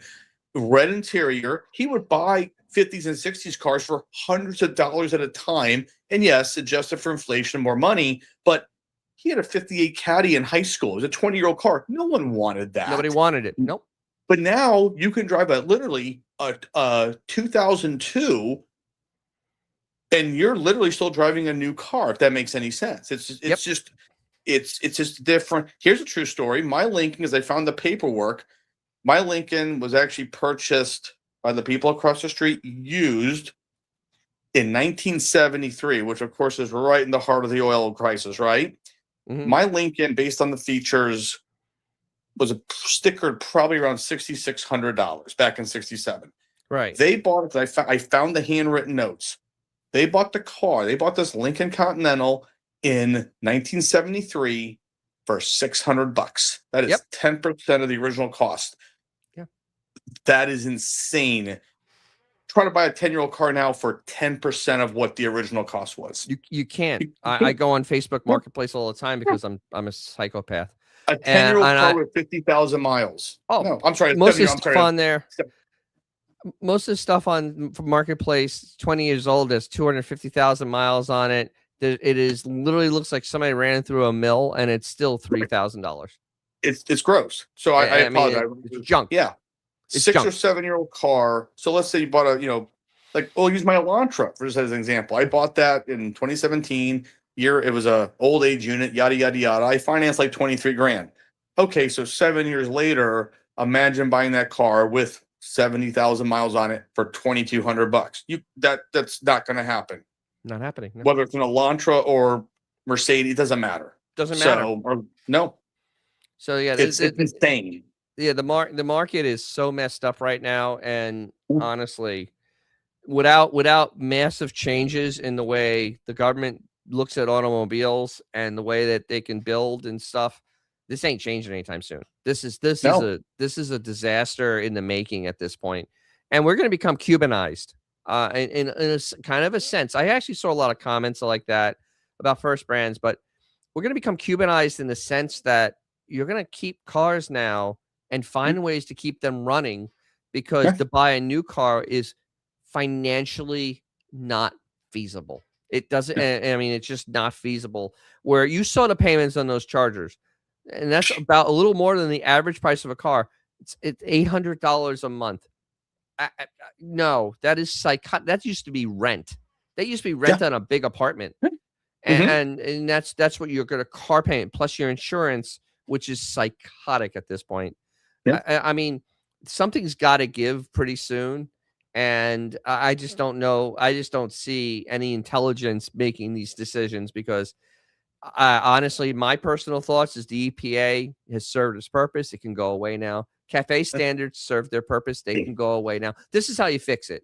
You get all this garbage to go away, because a car with a catalytic converter is very efficient. Even just my E30 right now, you can't get much more or less emissions than that thing has. And it was built 30-something years ago. We truly are just burying ourselves with regulations that make cars cost $20,000 more than they should. Yeah. And that's the end of it. That's really what it comes down to. And that's what people don't realize, is that most new, electric, green, that's great. Okay, fine. And I appreciate alternative fuels. I truly do. But like my Kona meets every damn requirement, still has plenty of power, this and that. And on the highway, I still get 38 miles to the gallon on the thing. What more can we do? It already has almost zero emissions. Why would I get an electric? Again, not opposed to alternative fuels. I'm already clean burning. It's got all the stuff contained. It's not a 60s car. Okay. No, and there's a big difference. Yeah, and I guess a lot of people don't understand what it was like with the 50s cars were worse, because they didn't have PCV systems. They just vented out into the air. Oh, and so you had the crankcase ventilation went out into the air. So all those fumes from inside the engine or outside the engine. And that stuff's nasty. I mean, that really is not a great smell. It's pretty disgusting. No, it's probably not good to breathe. But no, when I've talked to my friends and everything, I apologize, Dennis. No, that's fine. It was normal. Like, oh man, my car smells like gas. That's how every car was. You had a brand new car, you parked in the garage, you smelled gas. It just fumed up. That was a norm. Yes, I mean the difference between a 1980s cars and a 1950s car is night and day. It's not even the same sport. So yeah, and this is kind of this always bothers the hell out of me because I love cars and I see them as a perfect way to have their perfect transportation.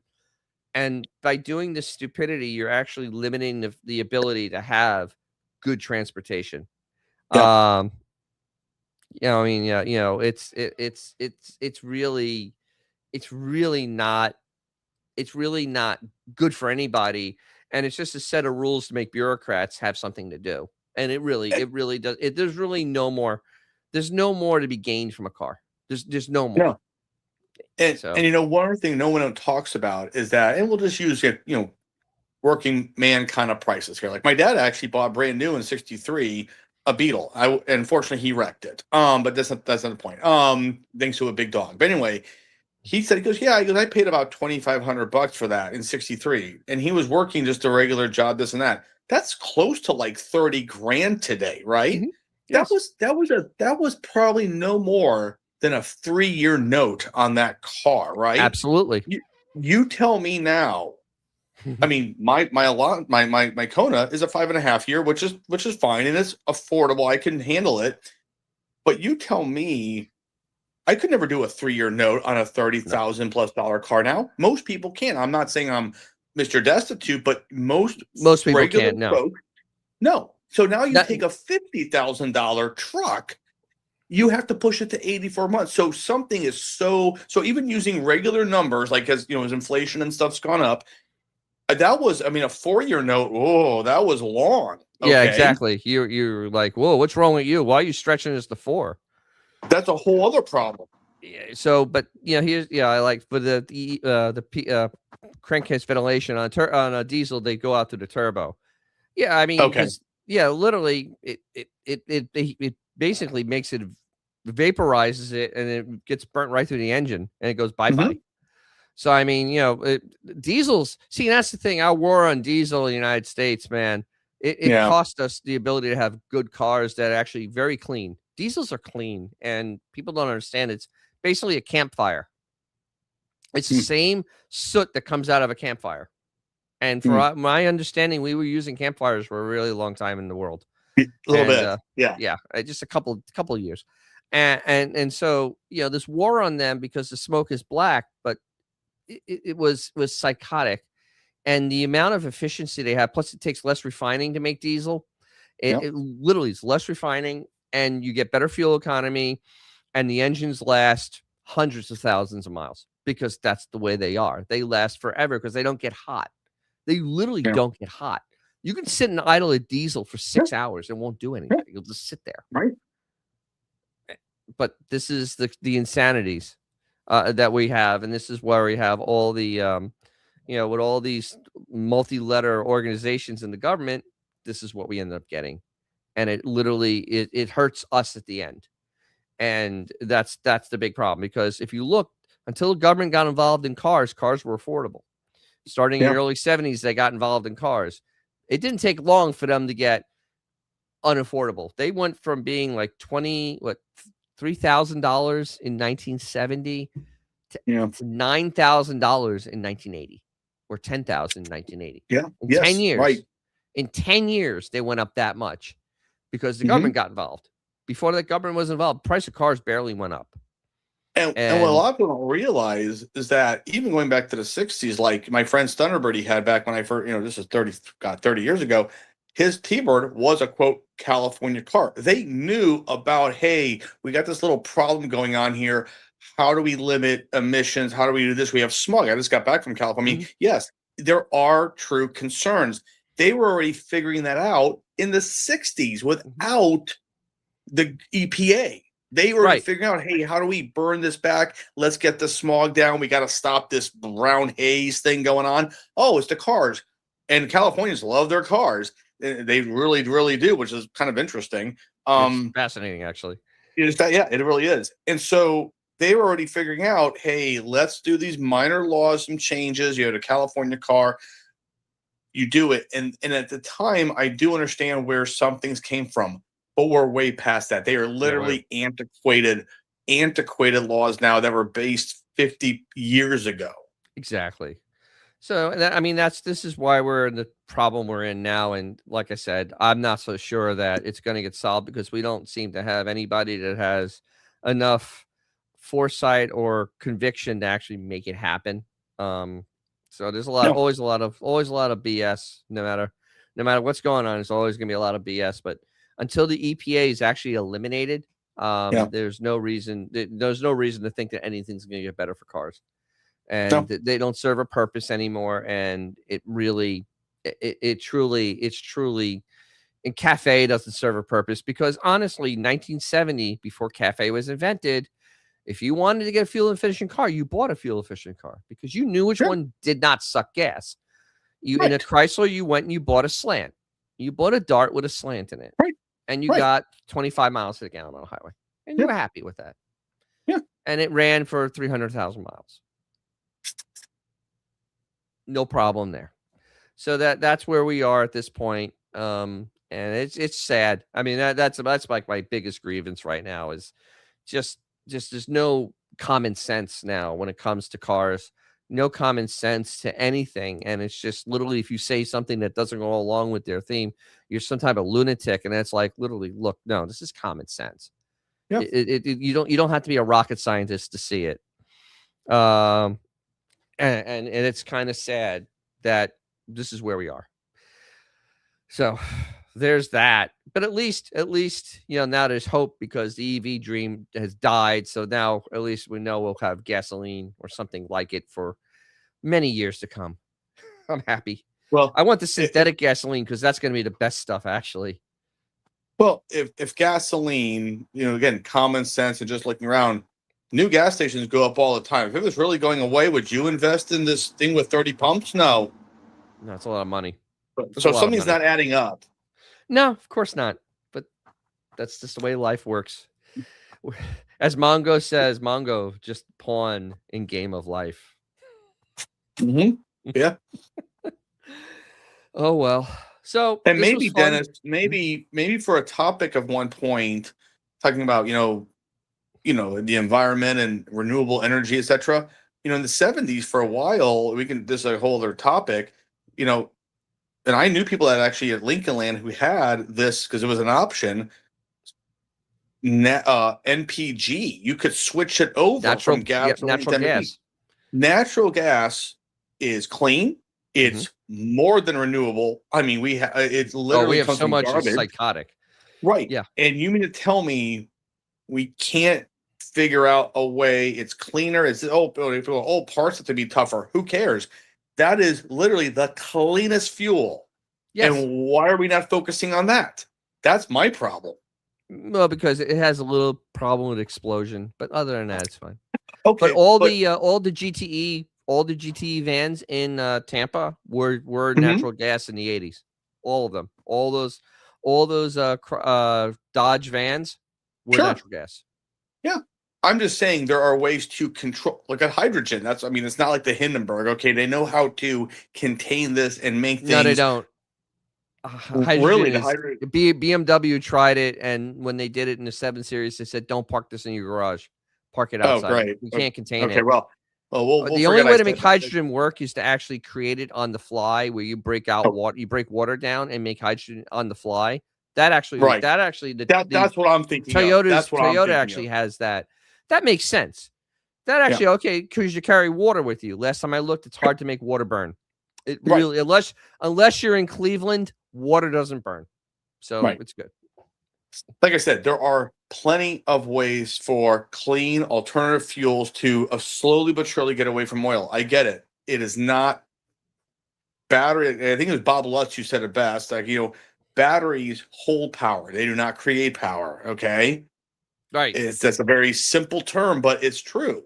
And I mean, so there's so many ways out there to make us go into the future, but we're not utilizing what we have that can really work. So, No, because there's an agenda, and we can't have common sense, because that of just course, in case you can't have that, because that's the way of life course, works. yeah. All right, so this was really fun. This was a great Festivus. Thank you, Mike, for being on. Thank you all for watching and watching on replay. Thanks again. Remember to hit the like down there. If you enjoyed any of this, subscribe. I do regular videos too. I like history. I actually do stuff where I actually fix cars, because I kind of can do that type of stuff too. You give it some hype points. I heard that crap. Because I'm just, just kind of you, but I'm just kind of like not scared to put myself out there, I guess. That's pretty much, I just love cars. I literally will sit by a window and watch cars go by. It's a sickness. So, and once again, I know it's Festivus, but tomorrow's Christmas Eve, and then Christmas. Everybody have a very nice Christmas. I think it's the end of Hanukkah, so that's almost over now. And actually it is. Ain't crazy. Yeah, it's almost done.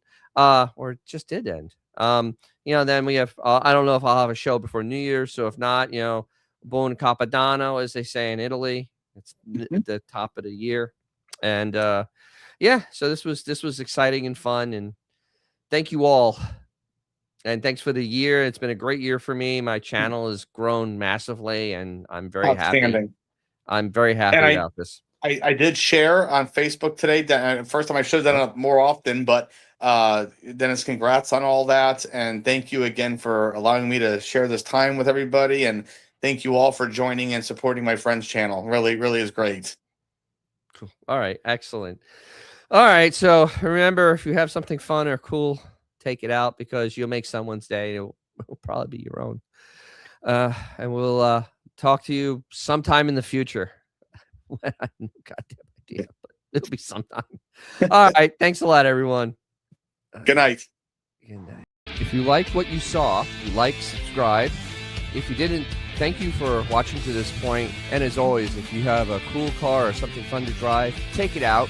You'll make someone's day, probably your own.